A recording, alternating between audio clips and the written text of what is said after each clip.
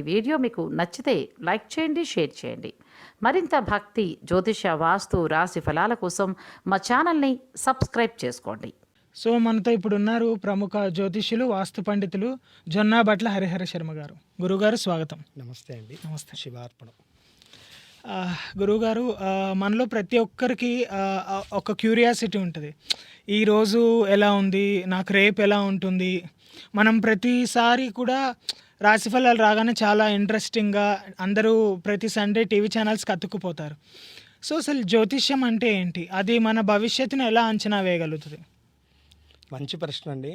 ఈ యొక్క రోజుల్లోనూ అందరికీ ఉన్నటువంటి సందేహం, అసలు జ్యోతిష్యాన్ని మనం డిపెండ్ అయ్యి వెళ్ళాలా లేదా.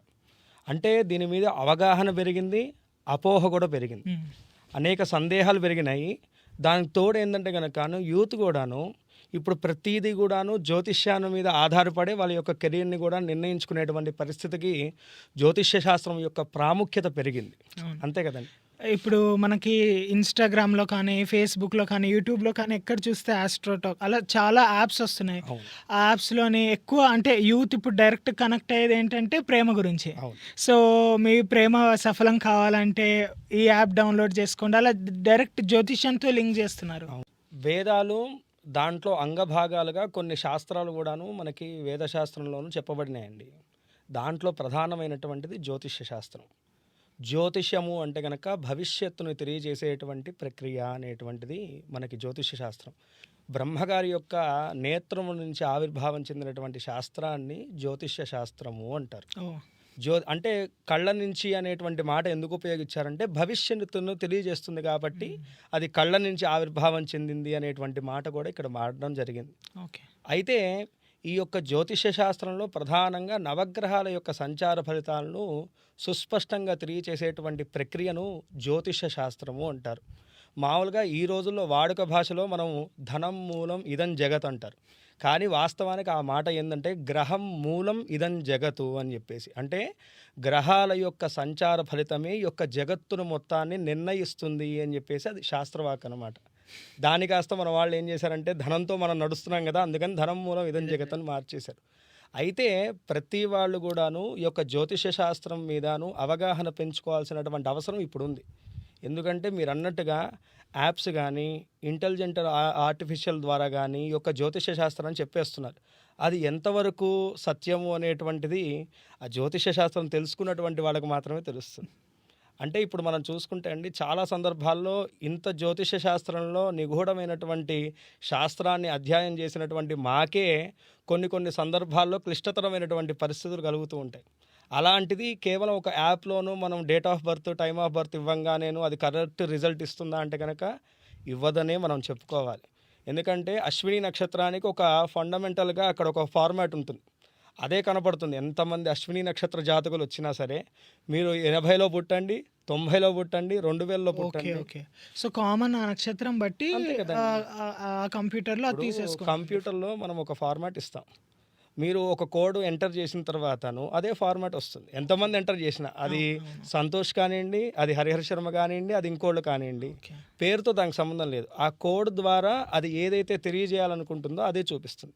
సేమ్ ఇక్కడ ఈ యొక్క యాప్స్లో కూడా జరిగేటువంటి ఇది ఏంటంటే కనుకను అదే మామూలుగా ప్రతి వారికి కూడాను సామాన్యమైనటువంటి ఫలితాలు ఏవైతే ఉంటాయో మామూలుగా ఫండమెంటల్స్ జనరల్గా ఎలాంటి అంతే ఆ ఫండమెంటల్స్ని చూపిస్తుంది తప్ప దాని మీదే ఆధారపడి మన యొక్క జీవితాన్ని మాత్రం ఖచ్చితంగా నిర్ణయించుకోకూడదు.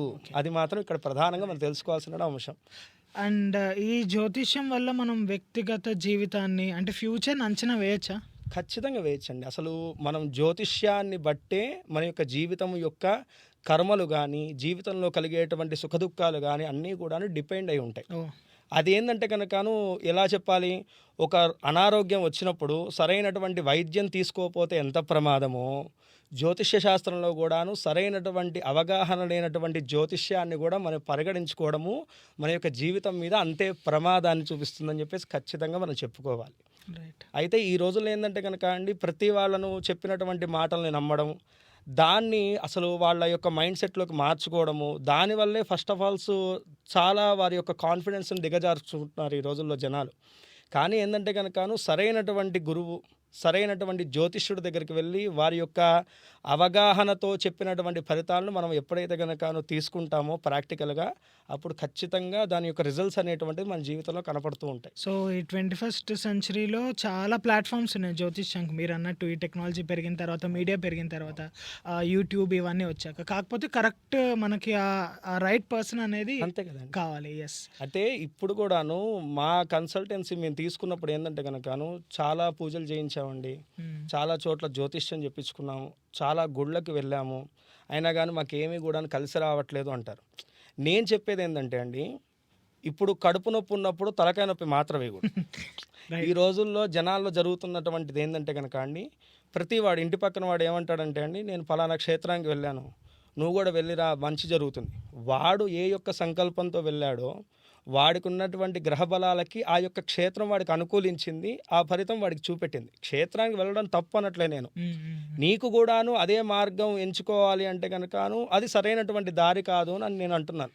ఒక్కొక్క రోగానికి ఒక్కొక్క వైద్యం ఉన్నట్టే జ్యోతిష్య శాస్త్రంలో కూడా ఒక్కొక్క ఫలితానికి ఒక్కొక్క రకమైనటువంటి మార్గాన్ని మనం ఎంచుకోవాలి. అప్పుడే కరెక్ట్ అయినటువంటి గోల్కి మనం రీచ్ అవ్వగలుగుతాం. సో అసలు జన్మకుండలి, బర్త్ చాట్ అని అంటారు కదా, అసలు జన్మకుండలి అంటే ఏంటి? అది ఎలా ఆ యొక్క వ్యక్తికి, ఆ పర్సన్ మీద ఎలా ఇన్ఫ్లుయెన్స్ అవుతుంది అది? అసలు మామూలుగా ఏంటంటే కనుక అండి 64 కుండలీలు ఉంటాయి. ఒక జాతకము మనం సంపూర్ణంగా పరిశీలించి 64 మనం ఒక మనిషి యొక్క జీవితాన్ని పరిపూర్ణంగా అంచనా వేయాలంటే 64 చక్రాలను చూడాలని చెప్పేసి జ్యోతిష శాస్త్రం చెప్తుంది. అయితే అందులో ఈ జన్మకుండలి కూడా ఒకటా? జన్మకుండలి అనేటువంటిది బేసిక్. ఓకే. అది లేనిదే అసలు ఈ 64 కూడాను దేనికి కూడా అవసరం రాదు. ఓకే. ఫస్ట్ ఈ జన్మకుండలిని బట్టి, జన్మకుండలి అంటే కనుక దేహము అంటేను ఎవరి యొక్క జాతకుడి యొక్క జాతకాన్ని మనం చూస్తున్నామో వాడి యొక్క మొత్తము జీవితం తెలియాలంటే కనుక ఫస్ట్ జన్మకుండలి కావాలి. ఇంట్రెస్టింగ్. అంటేను వాడు ఎలా ఉంటాడు, వాడి యొక్క స్వభావం ఏంది, వాడి ఆరోగ్యం ఎలా ఉంటుంది, వాడి జీవితంలో ఎదుగుదల ఎలా ఉంటుంది, కష్ట నష్టాలు ఎలా ఉంటాయి, భార్య ఎలా ఉంటుంది, ఇవన్నీ కూడాను ఏవైనా సరే బేసిక్గా మనకి ఫస్ట్ మొదలు పెట్టాలంటేను మనకి జన్మ చార్ట్ ఉండాలి. సో అంటే మ్యారేజ్ లైఫ్ ఏదైనా కెరీర్ అంతా జన్మకుండలి ద్వారా ఫస్ట్ తెలుసు. జన్మకుండలి అంటే ఏంటంటే అండి, ఆ మనిషి పుట్టిన తర్వాత ఉండేటువంటి గ్రహస్థితిని జన్మకుండలి అంటారు. దాని దగ్గర నుంచి నవాంశం అని చెప్పేసి ఇంకా లోపలికి వెళ్తూ ఉంటే కనుక ఒక్కొక్క అంటేను ఈ జన్మకుండలి అన్నిటినీ సూచిస్తుంది. ఓకే. ఇంకా మిగతా చక్రాలన్నీ ఏంటంటే కనుక ఇప్పుడు నవాంశ చూసుకుంటే అండి వాడి కెరీర్ని సూచిస్తూ ఉంటుంది. అలా ఒక్కొక్క ఈ 64 చక్రాలు ఏంటంటే కనుక స్పెసిఫిక్గా కొన్ని విషయాలను సూచిస్తాయి. కానీ పూర్తిగా వీడి యొక్క జాతకం తెలుసుకోవాలంటే కనుక జన్మకుండలి అనేటువంటి జ్యోతిష్యుడి ముందు ఉండాలి. ఉంటే మాత్రమే దాన్ని పరిశీలించి ఆ యొక్క గ్రహ సంచారాలను బట్టి వీడి యొక్క ఎదుగుదల కానీ జీవితం యొక్క ఒడుదుడుకులు కానీ ఏ విధంగా ఉంటుందనేటువంటిది జ్యోతిష్యుడు పరిపూర్ణంగా వాడికి చెప్పగలుగుతాడు, వీడు తెలుసుకోగలుగుతాడు. ఓకే. సో ఖచ్చితంగా మనం భవిష్యత్తును అయితే కొంచెం ఓవరాల్గా ఎలా ఉంటుంది ఏంటి అనేది ఒక సిగ్నల్. మనం ఒక ప్రశ్న వేసుకున్నాం, జ్యోతిష్యం అంటేనే భవిష్యత్తును తెలియజేసేది. ఓకే. కంప్లీట్గా తెలుసుకోగలం. ఓకే. అయితేను నేను ఇందాక చెప్పే కదండి, ఏదో యాప్స్ ద్వారానో లేదు సరైనటువంటి అవగాహన లేనటువంటి వారి మాటల ద్వారానో జ్యోతిష్యం చెప్పుకుంటే కనుకను అది అంతగా ఉపయోగపడదు. ఎవరైతే కనుక జ్యోతిష శాస్త్రం నేర్చుకుని దాంట్లో పరిపూర్ణమైనటువంటి ఆ శాస్త్రాన్ని అవగాహన చేసుకుంటారో వాడు జ్యోతిష్యుడు అవుతాడు. Okay, right. అప్పుడు వాడికి కూడా ఏంటంటే అండి ఆ వాక్కు ఫలించాలంటే దైవారాధన అనుష్ఠానము అనేటువంటిది కూడా దీంట్లో ప్లస్ పాయింట్ అవుతుంది. అంటే ఇప్పుడు నేను ఒక మాట చెప్పాను, ఆ వాక్కు సిద్ధించాలంటే ఆ మాటకు ఒక బలం ఉండాలి. ఆ బలాన్ని చేకూర్చేది ఏంటంటే కనుక దైవ బలం. అంటే ఈ జ్యోతిష్యుడు అనేటువంటి వాడు కూడాను ఆ మంత్ర సాధన చెయ్యాలి, అలాగే శాస్త్ర సాధన కూడా చేయాలి. ఈ రెండు ఉన్నటువంటి వాడు జ్యోతిష్యుడు అవుతాడు. వాడు చెప్పినటువంటి మాట ఖచ్చితంగా. సో వాళ్ళు కూడా నిత్యం అదే పనిలో ఉండాలి. అసలు ఆ గ్రహాలు దేవారాధన దాన్ని బట్టి. మీకు ఒక మాట చెప్తే చాలా ఆశ్చర్యంగా ఉంటుంది. బాగా చదువుకున్నటువంటి ఆస్ట్రేలియన్స్ కూడాను రోజుకు ఒక 10 కేసులో 5 జాతకాలు ఇలా చెప్పలేరు. కేవలం ఒక 2-3 జాతకాలు చూస్తారంతే. ఆ జాతకాన్ని చూసేటువంటి సమయంలో జ్యోతిష్యుడి మీద కూడా నా నెగిటివ్ ఫలితం పడుతుంది. ఓకే. ఎందుకంటే దాన్ని పూర్తిగా స్టడీ చేయాలి. ఇప్పుడు జాతకం చూడంగానే అండి ఏదో టక్కుమని చెప్పేసి అక్కడ ఏదో స్క్రిప్ట్ రాసి ఉండదు చూసి చెప్పేయడానికి. ఆ గ్రహాలన్నిటిని కూడా అవగాహన చేసుకోవాలి. అవి ఏ ప్లేసుల్లో ఉన్నాయి, ఆ ప్లేసు ద్వారా వీడి యొక్క జాతకుడి మీద అది నెగిటివ్ చూపిస్తుందా పాజిటివ్ ఫలితాన్ని చూపిస్తుందా అనేటువంటిది అవగాహన చేసుకుని ఇన్ని లెక్కలు చేయాలి. ఈ రోజుల్లో చూసుకుంటే అండి ఎలా అయిపోయిందంటేను మనకి ఇంటర్నెట్ ఓపెన్ చేయగానే ఏదన్నా చిన్న యాప్ డౌన్లోడ్ చేసుకోవడం ఎంత సింపుల్ అయిపోయిందో, జ్యోతిష్యుడికి ఒక ఫోన్ చేయడం, లేదు వాళ్ళకి డీటెయిల్స్ ఇట్టడం, సాయంత్రానికి సాయంత్రం నాకు దాని ఫలితం చెప్పేసేయండి. అదే అంత సులువైనటువంటి విషయం కాదండి. ఫస్ట్ దాన్ని స్టడీ చేయాలి, చేస్తేనే కదా చెప్పేది. ఇప్పుడు అలా చూసి చెప్పేసే కాడికి మా దగ్గరికి ఎందుకు రావడం? ప్రతివాడు ఆ జాతకం చూడంగా అని చెప్పేయచ్చు కదా. అంటే దాన్ని స్టడీ చేయాలి, చేసి పూర్తిగా అవగాహన తెచ్చుకున్న తర్వాత దాంట్లో ఏది తప్పు, ఏది ఒప్పు, ఏది చెప్తే వాడి భవిష్యత్తుకు మంచి జరుగుతుంది. భయపెట్టేటువంటి వాడు జ్యోతిష్యుడు కాదండి. ఫస్ట్ మాట ఇక్కడ చెప్పాల్సింది ఏంటంటే కనుక, చాలామంది ఏదైనా జాతకం పట్టుకుని రాగానే, అరే నీకు అసలు కెరీర్ బాగాలేదు, నువ్వు ఇంక ఎదగవయ్యా, నీ జీవితంలో ఇంతే అని చెప్పేసి చాలామంది అలా తీసి పడేసినట్టు చెప్తుంటారు. దానివల్ల వాడి యొక్క భవిష్యత్తు మీద చాలా ఇబ్బందులు పడతాయి. కానీ జ్యోతిష్యుడు అనేటువంటి వాడు ఏంటంటే కనుక ఆ ఇబ్బందిని స్వల్పంగా తెలియజేయాలి. నాన్న సంతోష్, కొంచెం నీకు ఈ 2 years బాగాలేదు, కొంచెం జాగ్రత్తగా ఉండు. సో అదొక వార్నింగ్ లాగా ఉండాలి మనకి తెలుసుకోవడానికి. అంతే అండి.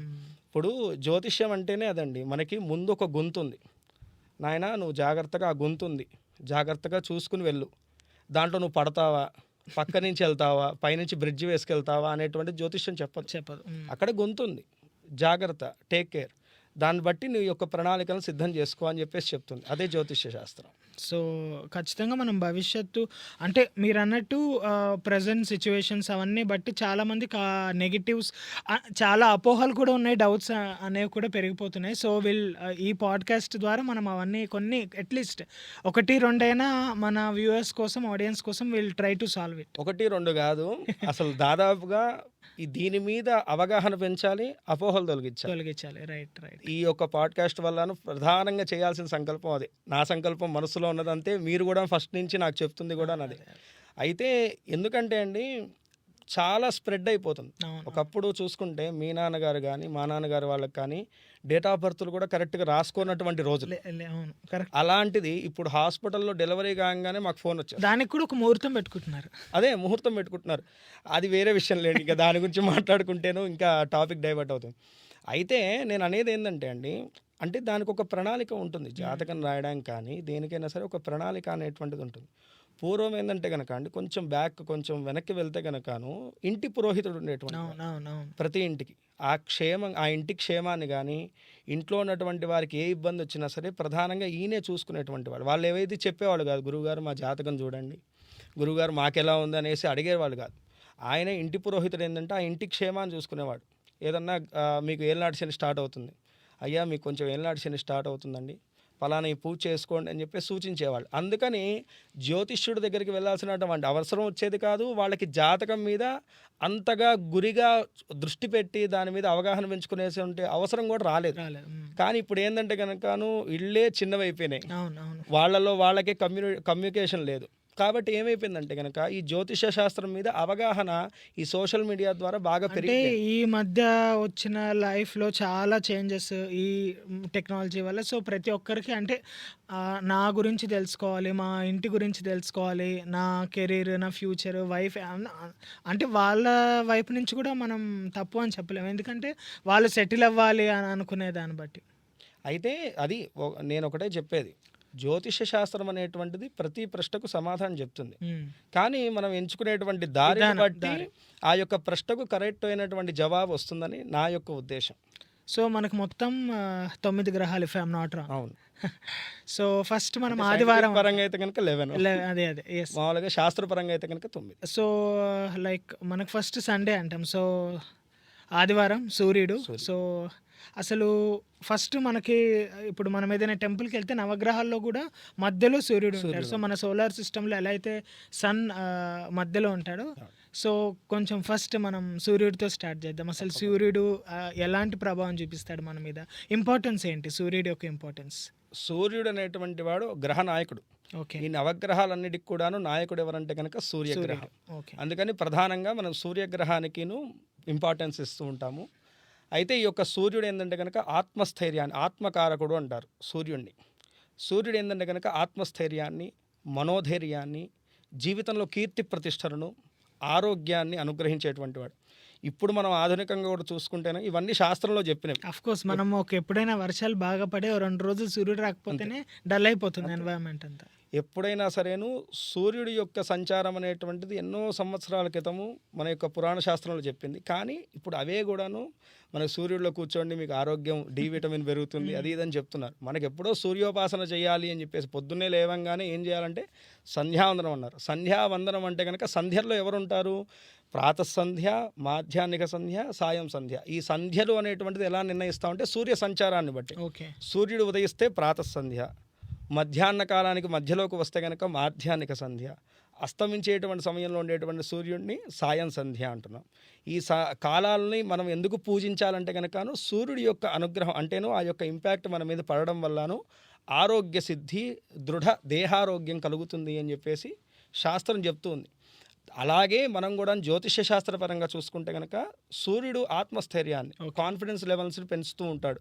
సూర్య ఆరాధన చేయడం వల్ల, సూర్యుడు మన యొక్క జీవితంలో ఉండడం వల్ల. ఓకే. మనకి అంటే సూర్యుడికి అర్ఘ్యం ఇవ్వండి అని. అర్ఘ్యం ఇవ్వండి. దాని వల్ల అంటే ఎలాంటి యూజెస్ ఉంటాయి?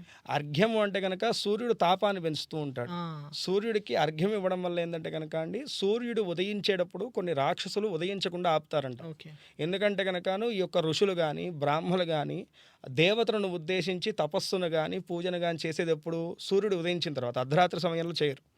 కాబట్టి ఈ యొక్క సూర్యుడు ఉదయిస్తే వీళ్ళు పూజలు చేస్తారు, మా బలం తగ్గుతుందనేటువంటి భావనతోటి రాక్షసులు ఆ సూర్యుడిని ఉదయించకుండా అడ్డుకుంటారంట. అందుకనే పొద్దున పూట చేసేటువంటి సంధ్యావందనంలో ఇచ్చేటువంటి అర్ఘ్యం వల్ల ఆ రాక్షసులకి ఈ యొక్క అర్ఘ్యము బాణముల వలె వెళ్ళి వాడిని సంహరించి సూర్యుడు ఉదయించడానికి సహాయపడతాయని చెప్పేసి భావన.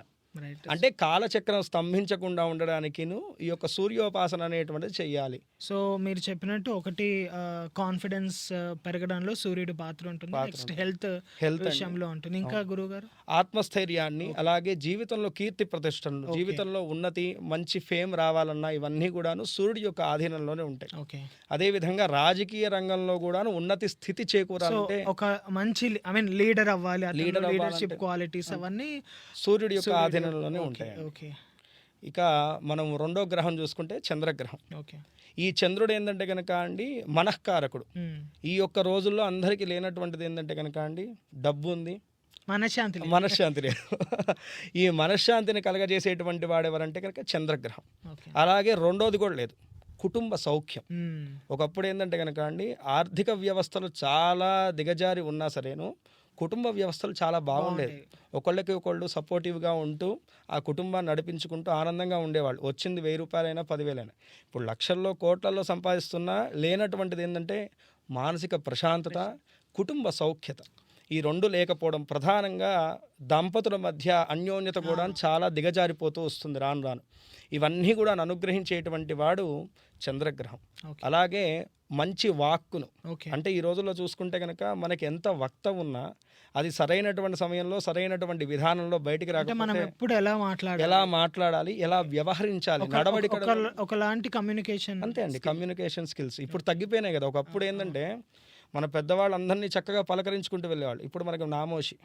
ఒకళ్ళని పలకరించాలంటే అది ఏదో తెలియనటువంటి ఒక ఈగో కానీ ఒకటి ఏదో రకమైనటువంటి అడ్డు కూడా మనకు ఉంది కొత్త వాళ్ళని పలకరించాలంటే. ఒకప్పుడు ఏంటంటే కనుక మన వాళ్ళు చక్కగా అందరిని పలకరించేవాళ్ళు, రోజు పలకరిస్తూ. ఈ యొక్క వాక్సిద్ధి కానీ మనిషి యొక్క నడవడికను కానీ మనకి నిర్ణయించేటువంటిది చంద్రగ్రహం. సో మన హ్యాపీనెస్ అండ్ మనం ఎలా మాట్లాడతాము అండ్ ఫ్యామిలీ ఎన్వైరన్మెంట్, కుటుంబం గురించి, కుటుంబ హ్యూమన్ రిలేషన్స్ అంటే సో ఇవంతా చంద్రుడు వల్ల, చంద్రుడు యొక్క ఆధీనంలో ఉంటుంది. అంటే ఇప్పుడు ఒక మనిషి జీవితంలో ఏదైనా సంతోషంగా లేడు, ముఖ్యంగా సెల్ఫ్ హ్యాపీనెస్ అనేది లేకపోతే, శాంతి లేకపోతే, ప్రతి మనిషి యొక్క జీవితంలో 2 ఫేసెస్ ఉంటాయి. ఒకటి బహిరంగంగా మనం అందరికి చూపెట్టేది, ఒకటి అంతర్గతంగా ఉండేది. ఈ బహిరంగంగా చూపెట్టేది అందంగా ఉన్నా లేకపోయినా దాన్ని నటించైనా వీడు అందంగా చూపెట్టాలనుకుంటాడు. ఈ రెండో ఫేజ్ ఏంటంటే కనుక వాడు ఒక్కడికే కనపడుతుంది. అంటే వాడి యొక్క ఇంటి తలుపు వేసిన తర్వాత ఇంట్లో ఉన్నటువంటి వ్యవస్థను వాడొక్కడు మాత్రం అనుభవిస్తాడు, అది ఆనందంగా ఉన్నా దుఃఖంగా ఉన్నా. కాబట్టి ఈ యొక్క వ్యవస్థని ఏదైతే రెండో వ్యవస్థ మనిషికి ప్రధానమైనటువంటిది ఉన్నదో అది ఆడ కానీ మగ కానివ్వండి ఎవరైనా సరే. ఇప్పుడు ఏంటంటే కనుక ఆడవాళ్ళు కూడా జాబ్స్కి వెళ్తున్నారు, మగవాళ్ళు వెళ్తున్నారు. ఇంటికి వచ్చిన తర్వాత ఎవరు కూడా హ్యాపీగా లేరు. ఎప్పుడు పొద్దున అవుతుందా, ఎప్పుడు జాబ్కి వెళ్దాం అనేటువంటి దాని మీద ఫోకస్ ఉన్నారు. సో ఎందుకంటే ఇదంతా ప్రభావం చంద్రుడి చంద్రుడి ఎఫెక్ట్. మీద ఉంటుంది, ఓకే. ఖచ్చితంగా ఉంటుంది. చంద్రారాధన చేయడం వల్ల ఏంటంటే అందుకే మీరు మనకి ఎప్పుడైనా కానీ లైక్ పౌర్ణమి ఉన్నప్పుడు అలా చూస్తూ ఉంటాం, ఆ ఇప్పుడు హ్యాపీనెస్ అనేది అంతే కూడా. ఖచ్చితంగా ఉంటుంది. ఇప్పుడు చంద్రుడు. అందుకనే మనం ఏకాదశి ఉపవాసం అంటారు. ఆ, ఈ ఏకాదశికి ఎందుకు చెప్పారంటే కనుక చంద్రుడు పరిపూర్ణమైనటువంటి కళలు వస్తాయి. ఓకే. అంటేనే ఈ యొక్క చంద్ర సంబంధితంగానే మనిషి యొక్క జీవితంలో శరీరంలో మార్పులు వస్తాయని చెప్పేసి మన పురాణ శాస్త్రాలు ఎప్పుడో గ్రహించాయి. అందుకనే అప్పుడు మాత్రమే ఫాస్టింగ్ చేయమన్నారు. ఎందుకంటే కనుక ఈ శరీరంలో జరిగేటువంటి మార్పులన్నీ కూడాను ఇది కంప్లీట్గా స్వీకరించడానికి, శరీరం రెడీ అవ్వడానికి ఆ రోజు ఫాస్ట్ చేయమన్నారు. చేసిన తర్వాత నుంచి మళ్ళీ చంద్రకళలు పూర్తిగా పెరుగుతాయి. అంటే వీడి యొక్క బుద్ధి కూడాను కొంచెం అప్పటి నుంచి ఆ చంద్రకళలను బట్టి వక్రీకరిస్తూ ఉంటుంది అని చెప్తుంటారు. కొంతమందికి మనం చూస్తుంటే కనుక పెద్దవాళ్ళు కూడా మాటల్లో అంటారు, ఏరా అమావాస్య పౌర్ణమికి కొంచెం ఇలా చేస్తున్నాను. ఎందుకంటారంటే కనుక దాని ప్రభావం ఖచ్చితంగా ఉంటుంది. ఓకే. సో డైరెక్ట్ అది అంటే రిఫ్లెక్ట్ ఒకటి ఇందాక మీరు అన్నట్టుగా బర్త్ చార్ట్ లోను ఈ యొక్క చంద్రుడు ఉన్నటువంటి స్థానాన్ని బట్టి కూడా రైట్. దీని సో ప్రభావం మనకి చూపిస్తూ ఉంటుంది. Sun moon completed next Tuesday అంటాం, సో మంగళవారం. సో కుజగ్రహం అంటే సో అసలు కుజగ్రహం వాటి ఎలా ఇన్ఫ్లుయెన్స్ అవుతారు మనుషులు వాటి మనం ఎలా ఇన్ఫ్లుయెన్స్ అవుతాం? కుజగ్రహము అనేటువంటిది ప్రధానంగా మనిషి యొక్క జీవితంలో ఈ రోజుల్లో పెరుగుతున్నటువంటిది రుణబాధ, లోన్స్. యా. డిపెండ్ పూర్తిగా మనిషి యొక్క ఆర్థిక వ్యవస్థలు పెరగడానికి ప్రధానమైనటువంటి కారణం అప్పు. ఓ రైట్. అంతే కదండి. అంతే అంతే. ఇప్పుడు ప్రతి వాడి దగ్గరికి డబ్బు ఉంది, కానీ గట్టిగా వెళ్ళి అడిగితే కనుక ఎవరి దగ్గర డబ్బు లేదు. అందరం అప్పుల మీద, ఈఎంఐల మీద రొటేషన్ ప్రభుత్వాలు కూడా అప్పులు అంతే కదండి. అంతే కదండి. నేను అంటుంది ఏంటంటే కనుక రుణకారకుడు కుజుడు. ఓకే. ఇక రాను ఏంటంటే కనుకను ఈ యొక్క గ్రహాల్లో కూడా శుభగ్రహాలు, పాపగ్రహాలు అనేటువంటి ఉంటాయి 9 గ్రహాలు. ఓకే. ఓకే. దాంట్లో కుజుడు పాపగ్రహం. ఓ. ఈ యొక్క కలి ప్రభావం వల్ల ఏంటంటే కనుక పాపగ్రహాల యొక్క ప్రభావం కూడా చాలా మనిషి యొక్క జీవితం మీద ఎక్కువగా చూపిస్తూ ఉంటుంది. ఇందాక మనం మాట్లాడుకున్నటువంటి దాంట్లో చంద్రుడు శుభగ్రహం. ఓకే. శుభగ్రహాలు ఏంటంటే కనుకను ఫలితాన్ని చూపెట్టలేవు కలియుగంలో. ఓకే. కాబట్టి పాపగ్రహాల యొక్క ప్రభావం అనేటువంటిది పెరుగుతూ ఉంటుంది. దాంట్లో ప్రధానంగా మనకి ఈ యొక్క రోజుల్లో కనపడుతున్నటువంటిది కుజుడి యొక్క ప్రభావం. రుణబాధ, నరదృష్టి బాధ, శత్రుబాధ, ఓకే. ఈ మూడింటిని కలగజేసేటువంటి వాడు కుజుడు. ఓకే. అలాగే క్యాన్సర్ వంటి మహారోగాలు మన యొక్క జీవితంలో వర్తించడానికి కారకత్వుడు కూడాను కుజుడు. ఓకే. కుజుడు రోగకారకుడు అంటారు. ఓకే. ఓకే. రోగము, రుణము, శత్రువు, ఈ 3 కారకత్వాలకు కూడాను కుజుడు అధిష్టానుడు. సో ఇప్పుడు మన ఆర్థిక స్థితి ఎలా ఉంది అనేది ఇప్పుడు ఆ కుజగ్రహాన్ని ఆ బర్త్ చార్ట్లో చూస్తే అర్థమవుతుంది. అంతే అండి, ఖచ్చితంగా అర్థమవుతుంది. అయితే ఈ యొక్క రుణ బాధలు కూడా మనం చూసుకుంటే ఇప్పుడు టెక్నాలజీ చాలా పెరిగింది. ఒకప్పుడు ఇంత వైద్య సదుపాయం లేదు, కానీ దాదాపుగా ఒక పెద్ద రోగం మినహాయించి మిగతావన్నీ కూడా ఇంటి చికిత్సతోటి ఒకప్పుడు పూర్తయిపోయాయి. అలాంటిది ఈ రోజుల్లో ఏంటంటే కనుక తుమ్మిన దగ్గిన ఒక ట్యాబ్లెట్ వేసుకున్నా సరే అది వారం 10 రోజుల్లో కూడా మన మీద ప్రభావం చూపెట్టలేకపోతుందంటే కనుక ఇక్కడ వైద్య సదుపాయం సరిగ్గా లేదని కాదు, దీని యొక్క ప్రభావం అనేటువంటిది పెరుగుతూ పోతుంది. కొత్త రోగాలు వస్తున్నాయి. ఇప్పుడు వైద్య సదుపాయం గ్రహం ఇన్ఫ్లుయెన్స్ అనేది మన మీద పెరుగుతుంది, ఖచ్చితంగా ఉంటుంది. అదే ఇందా చెప్పాను ఒకటే మాట, గ్రహం మూలం ఇదం జగత్. ఈ గ్రహాల యొక్క ఆధీనంలోనే జగత్తు మొత్తం కూడా నడుస్తుంది. ఇంపాక్ట్ అనేటువంటిది జ్యోతిష శాస్త్రపరంగా చెప్పాలంటే కనుక మనుష్యుల మీద ఎంత ఉంటుందో ఈ యొక్క గ్రహ సంచారాల ఫలితము ఈ యొక్క దేశం మీద, ప్రపంచం మీద, విశ్వం మీద కూడా ఖచ్చితంగా ఉంటుంది.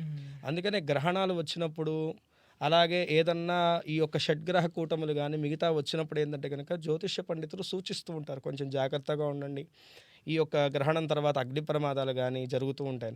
మనం 2019లో కూడా చూసుకుంటే సూర్యగ్రహణము అవ్వంగానే షడ్గ్రహ కూటమి వచ్చి చాలామంది కొట్టిపడేశారు. దీనివల్ల ఏదో రకమైనటువంటి విపత్కర పరిస్థితులు వస్తాయని చెప్పేసి చాలామంది జ్యోతిష్యులు చెప్పారు.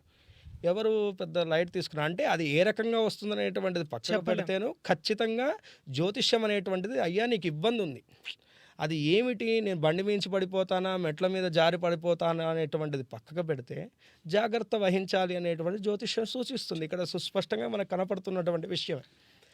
అలా మనకి యొక్క కుజదోషం అనేటువంటిది కూడాను ప్రధానంగా ఆరోగ్యం మీద, ఇందాక మనం ఇంకొక మాట మాట్లాడుకోవాలి, వివాహ వ్యవస్థ మీద కూడాను ఈ యొక్క కుజుడి యొక్క ప్రభావం చాలా. ఇది అంటే మన ఆడియన్స్లో, వ్యూవర్స్లో కూడా చాలా సందేహం ఉంది. అంటే నాకు కుజదోషం ఉందా, అంటే నాకు పెళ్ళి కాదా, అసలు కుజదోషం అంటే ఏంటి? ప్రతి ఒక్కరికి ఉంటుంది ఆ కుజదోషం అనేది. ఉంటుంది. అయితే ఇప్పుడు జ్వరాల్లో చాలా రకాలు. ఏమండి నార్మల్గా మనకు వచ్చేటువంటి టెంపరేచర్, దాని తర్వాత మనకి ఇతరత్ర జ్వరాలు ఉంటాయి. సేమ్ అదే విధంగా గ్రహదోషాల్లో కూడాను దీని యొక్క ప్రభావం ఎంతవరకు ఉంది, ఓకే.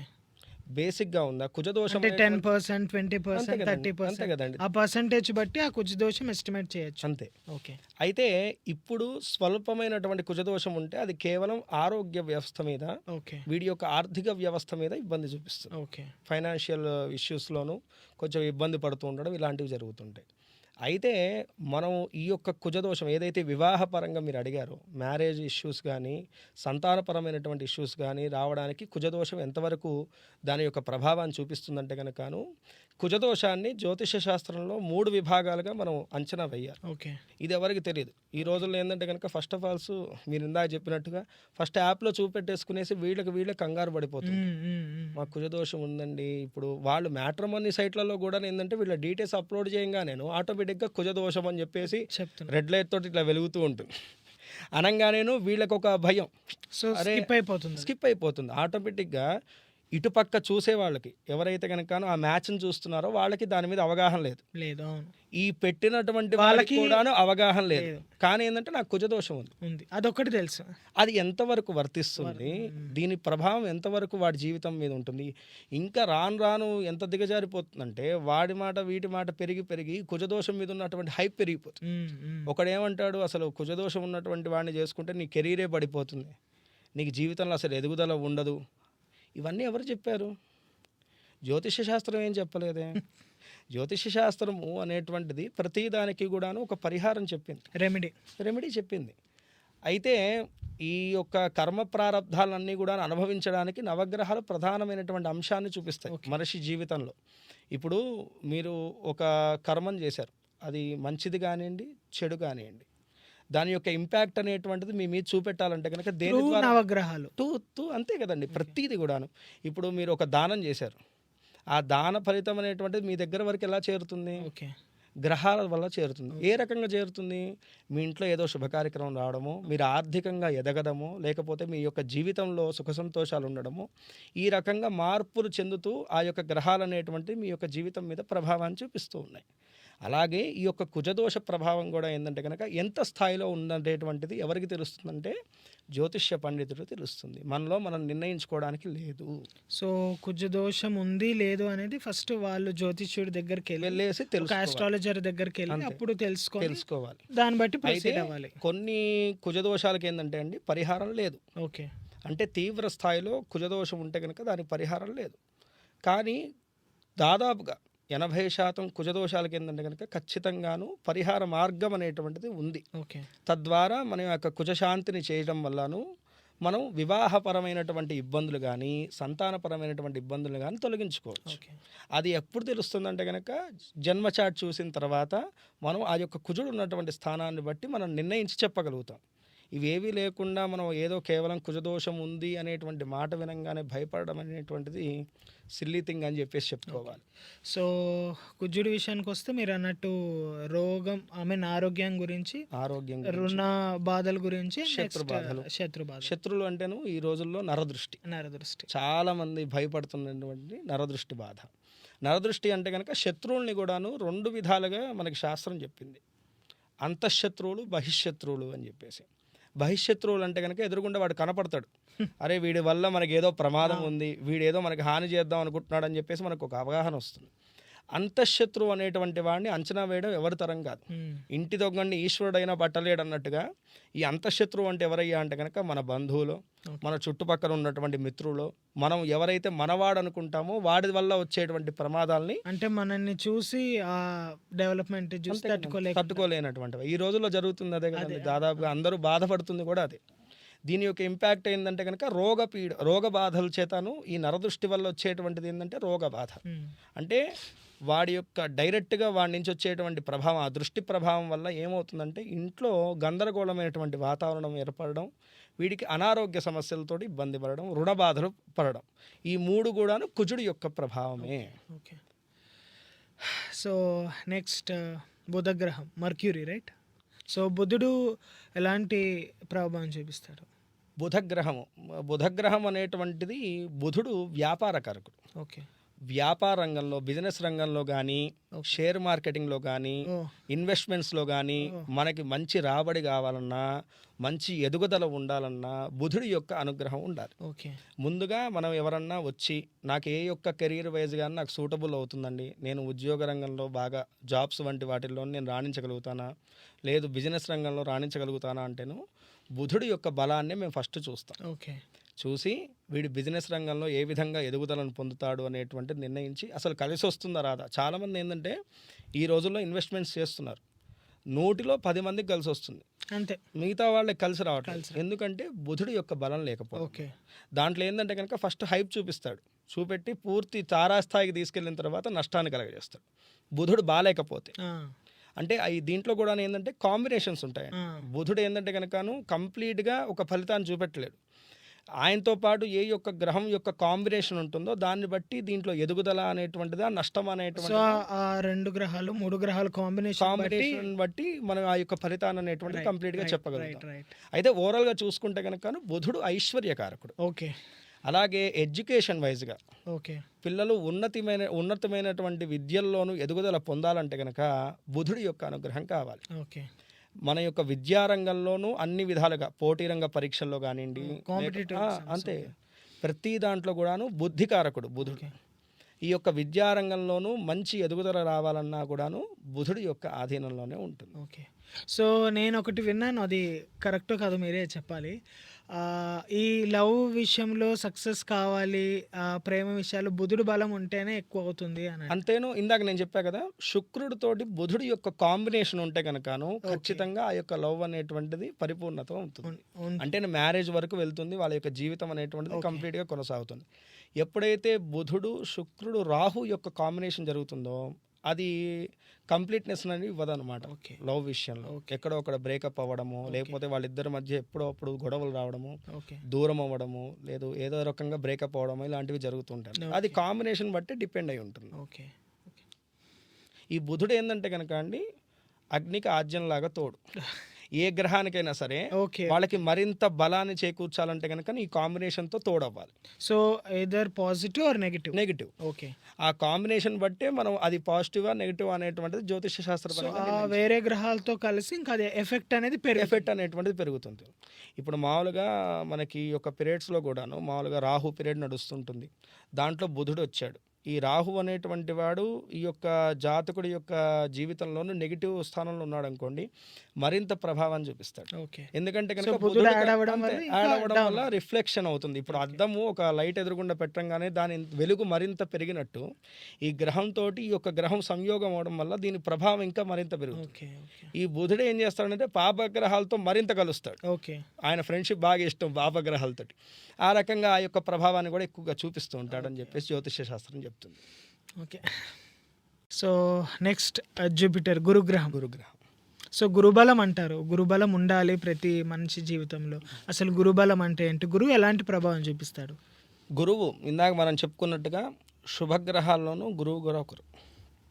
మనిషి యొక్క జీవితంలో 2 గ్రహాల యొక్క ప్రభావం బాగా ఉండాలని చెప్పేసి జ్యోతిష శాస్త్రం చెప్తుంది. ఆ 2 ఏమిటంటే కనుక, ఒకటి గురువు, 2 శని. ఈ రెండిటి యొక్క ప్రభావం ఉండాలి.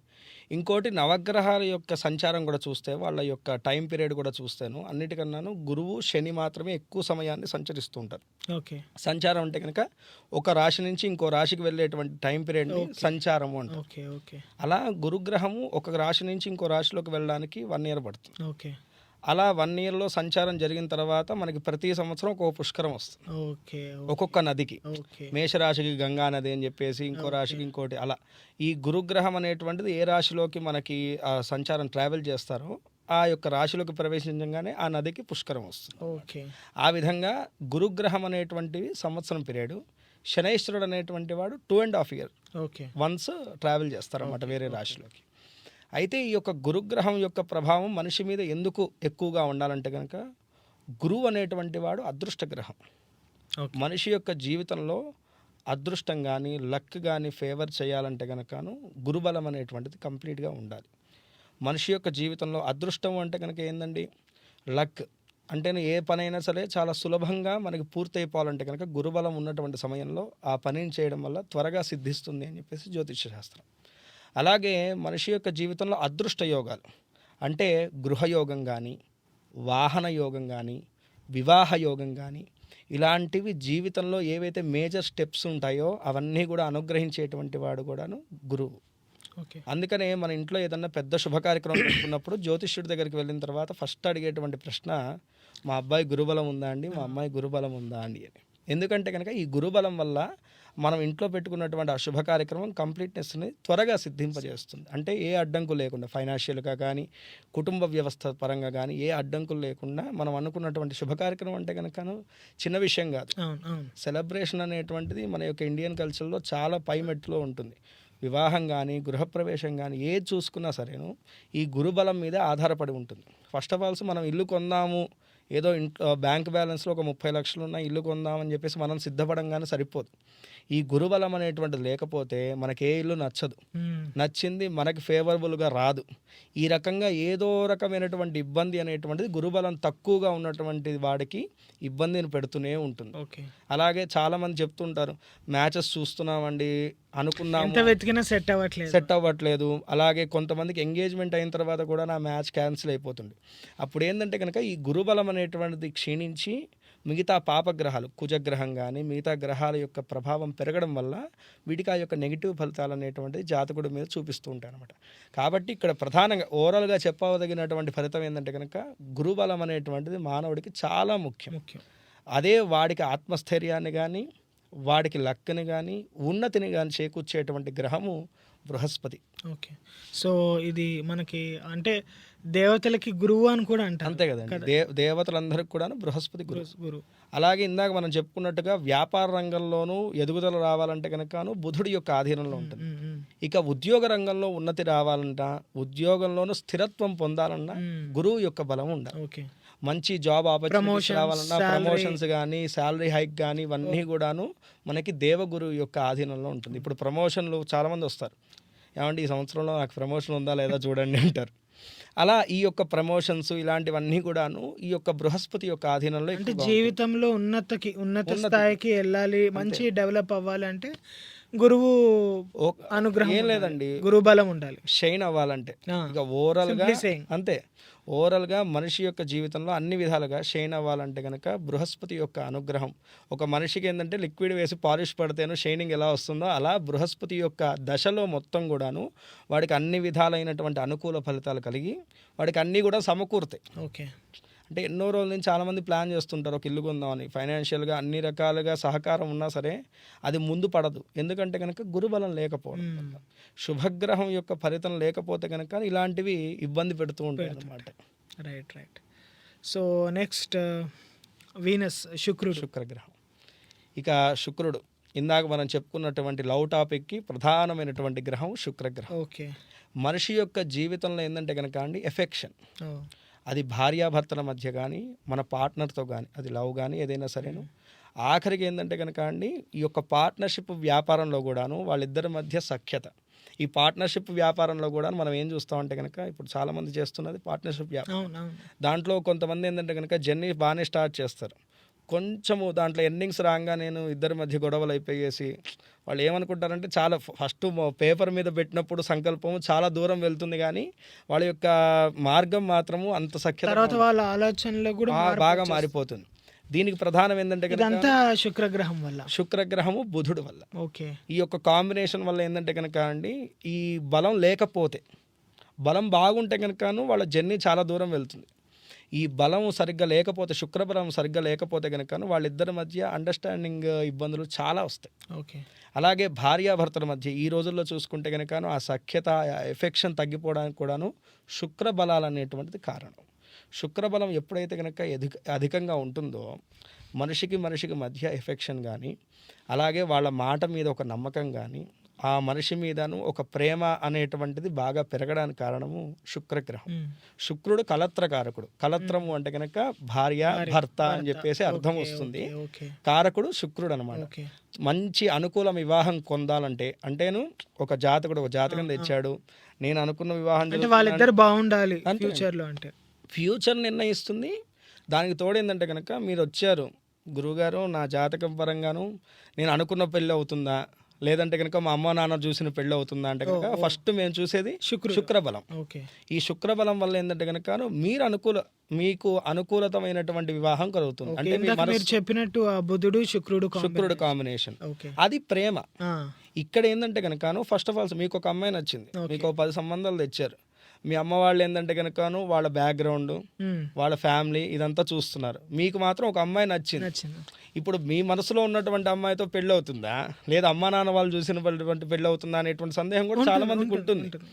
అలాంటి సందర్భంలో ఏంటంటే కనుక ఈ శుక్రబలం అనేటువంటిది అధికంగా ఉంటే ఈ జాతకుడి యొక్క మనస్సులో ఉన్నటువంటి అమ్మాయితో వివాహం అవ్వడానికి అవకాశాలు చాలా ఎక్కువగా ఉంటాయి. సో ఇప్పుడు అంటే ఆ బర్త్ చాట్లో మీకు లవ్ మ్యారేజ్ అవుతుందా అవ్వదా అని చెప్తే మనం శుక్రుడి స్థానం చూస్తే తెలుసు. శుక్రస్థానం ప్రధానంగా తీసుకుంటాం. ఓకే. అంటే మిగతా కాంబినేషన్స్ కూడా తీసుకుంటాం, కానీ ఇప్పుడు శుక్రుడి యొక్క బలం ఎంతవరకు ఉంది ఈ జాతకుడి మీద అంటే ఇప్పుడు ఈ గ్రహాల్లో కూడా ఏంటంటే అండి గ్రహ బలాలు చూస్తారు. ఓకే.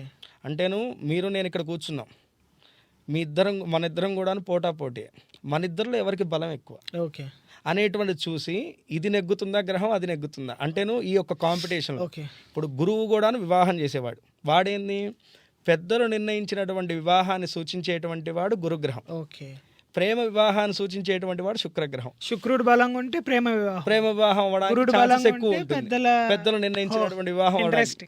ఇప్పుడు ఈ యొక్క 2 గ్రహాల్లోనూ ఎవరు బలహీనంగా ఉన్నారు, ఎవరు బలంగా ఉన్నారు అనేటువంటిది కూడా చూస్తారు. అంటే ఆ వ్యక్తి ఆ పర్సన్ యొక్క బర్త్ చార్ట్ బలం ఉన్నారు అనేటువంటి చూస్తేను వారి యొక్క డామినేషన్. అయితే వీళ్ళ బలంతో పాటు వీళ్ళకి సహకారం ఉండాలి.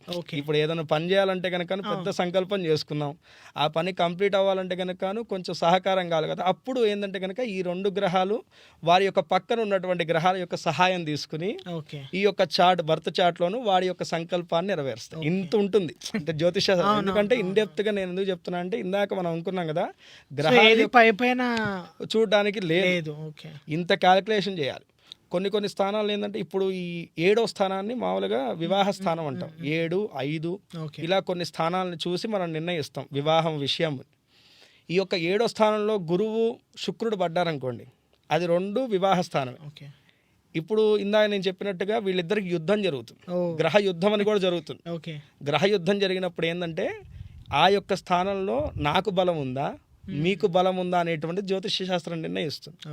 దాన్ని బట్టి బలహీనమైనటువంటి గ్రహం దాని ప్రభావాన్ని చూపెట్టదు, బలం ఉన్నటువంటి గ్రహం వాడి యొక్క ప్రభావాన్ని చూపిస్తుంది. అలా దాని పరంగా అంటే ఇంత ఉంటుందన్నమాట. అంటే కేవలం ఏదో ఇందాక మనం కుజదోషం గురించి కూడా మాట్లాడుతూ అదే అన్నాం, ఆ కుజదోషం అనేటువంటి పాయింట్ని చూసి మనం నిర్ణయించలేం దాని యొక్క ప్రభావం ఎంత. ఇన్ని ఉంటాయి ఇన్డెప్త్గా ఆ యొక్క స్థానంలో దానికి బలం ఉందా లేదా. ఇప్పుడు కుజుడు ఉచ్చలో ఉంటారు, ఉచ్చలో ఉన్నటువంటి తర్వాతను దాని యొక్క ప్రభావం చూపిస్తాడా, ఇన్ని ఉంటాయి అన్నమాట. కేవలం ఏదో మనకి ట్యాగ్ లైన్ తగిలిచ్చేసుకుని కుజదోషం ఉంది అనేటువంటి దానికి భయపడాల్సిన అవసరం లేదు. సో మీరు అన్నట్టు ఇప్పుడు శుక్రుడు ఇంకా అలాగే శుక్రుడు భోగకారకుడు, లగ్జరీ లైఫ్. అందుకనే మనం పెద్దవాళ్ళు కూడాను అప్పుడులో చూస్తే ఎవరైనా బాగా బతుకుతుంటారో నీకు శుక్రమహర్దశ పట్టిందిరా అంటారు. అంటే శుక్రుడు ఏంటంటే కనుక మానవుడి యొక్క జీవితంలో ఎలాంటి లగ్జరీ కావాలో, భోగం అంటే కనుక ఈ శరీరానికి ఏదైతే ఆనందాన్ని కలగజేస్తుందో, ఈ వాచ్ చూసుకుని ఆనందపడతాం, ఐఫోన్ పట్టుకుని ఆనందపడతాం, ఇవన్నీ భోగాలు. అవి ఏం పెట్టవు మనకి. ఐఫోన్ మనకి ఏమైనా ఎన్ చేసి పెడుతుందా, ఈ బంగారం ఏమైనా ఎన్ చేసి పెడుతుందా, దీనికే మనం ఎన్ చేసి పెట్టాం. కానీ భోగం మనిషి ఒంటి మీద అది కనపడుతుంటే వాడికి ఏదో తెలియనటువంటి ఆనందం, మెత్తడి పరుపు మీద పడుకుంటే ఆనందం, మంచి భార్య దొరికితే ఆనందం, ఇలాంటి మనిషి యొక్క భోగానికి ఏవైతే అన్ని అనుకూలిస్తాయో అవన్నీ కూడా అనుగ్రహించేటువంటి వాడు శుక్రగ్రహం. సో ఇప్పుడు కొంతమంది బాగా ఎంత చేసినా పేదరికంలో ఉంటారు. సో అంటే వాళ్ళకి శుక్రుడు అనుగ్రహం అంత లేనట్టు అని చెప్పుకోవచ్చు. అంటే శుక్రుడు ఒకటే కాదు, బేసిక్గా చెప్పాలంటే మీకు ఇదే మాట ఇంకో రకంగా చెప్పచ్చు. కొంతమంది ఉంటారు వాళ్ళకి సొంత ఇల్లు ఉండదు, సొంత స్థలం ఉండదు, కారు ఇంకా ఇతరత్ర ఏముండవు. కానీ వాడు ఏంటంటే కనుకను 1000 రూపాయలకి 1200 ఖర్చు పెడతాడు. ఖర్చు పెట్టి ఏంటంటే వాడు సుఖాన్ని ఫస్ట్ అనుభవిస్తాడు. ఈ రోజు ఇంట్లో తినడానికి అన్నం ఉందా లేదా, అది కూడా శుక్రుడు అనేటువంటి వాడు ఏంటంటే మనకి డబ్బు తెచ్చి పెడతాడు కానీ నువ్వు భోగాన్ని అనుభవిస్తావు. అది ఏ రకంగా ఉండకపోని ఇది కూడా ఉంటుందన్నమాట. అది ఆ కాంబినేషన్ బట్టి. ఇప్పుడు పాపగ్రహాలతో కలిసి ఉన్నాడు అనుకోండి, ఈ మైండ్ సెట్తో ఉంటాడు.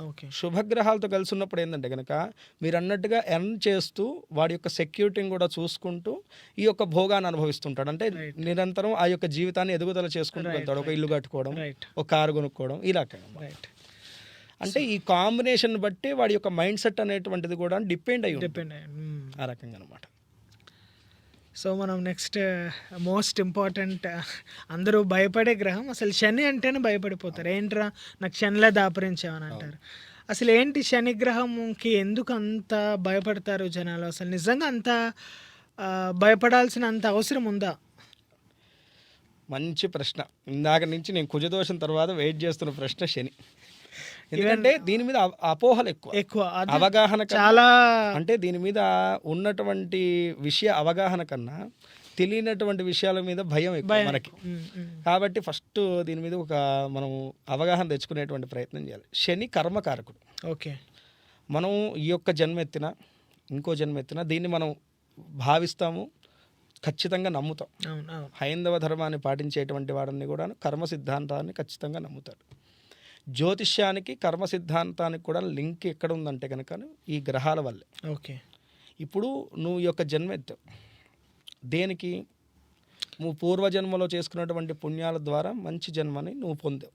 అంటే మంచి జన్మని అంటే కనుకను నీకు పేరెంట్స్ బాగుంటారు, నీ కెరీర్ వైజ్గా బాగుంటుంది, ఏదో మంచి చేయడానికి నువ్వు ఈ యొక్క జన్మని ఎత్తావు. తర్వాత ఆటోమేటిక్గాను సాటిస్ఫాక్షన్గా మీ లైఫ్ కంప్లీట్ చేస్తారు, తర్వాత గతిస్తాం.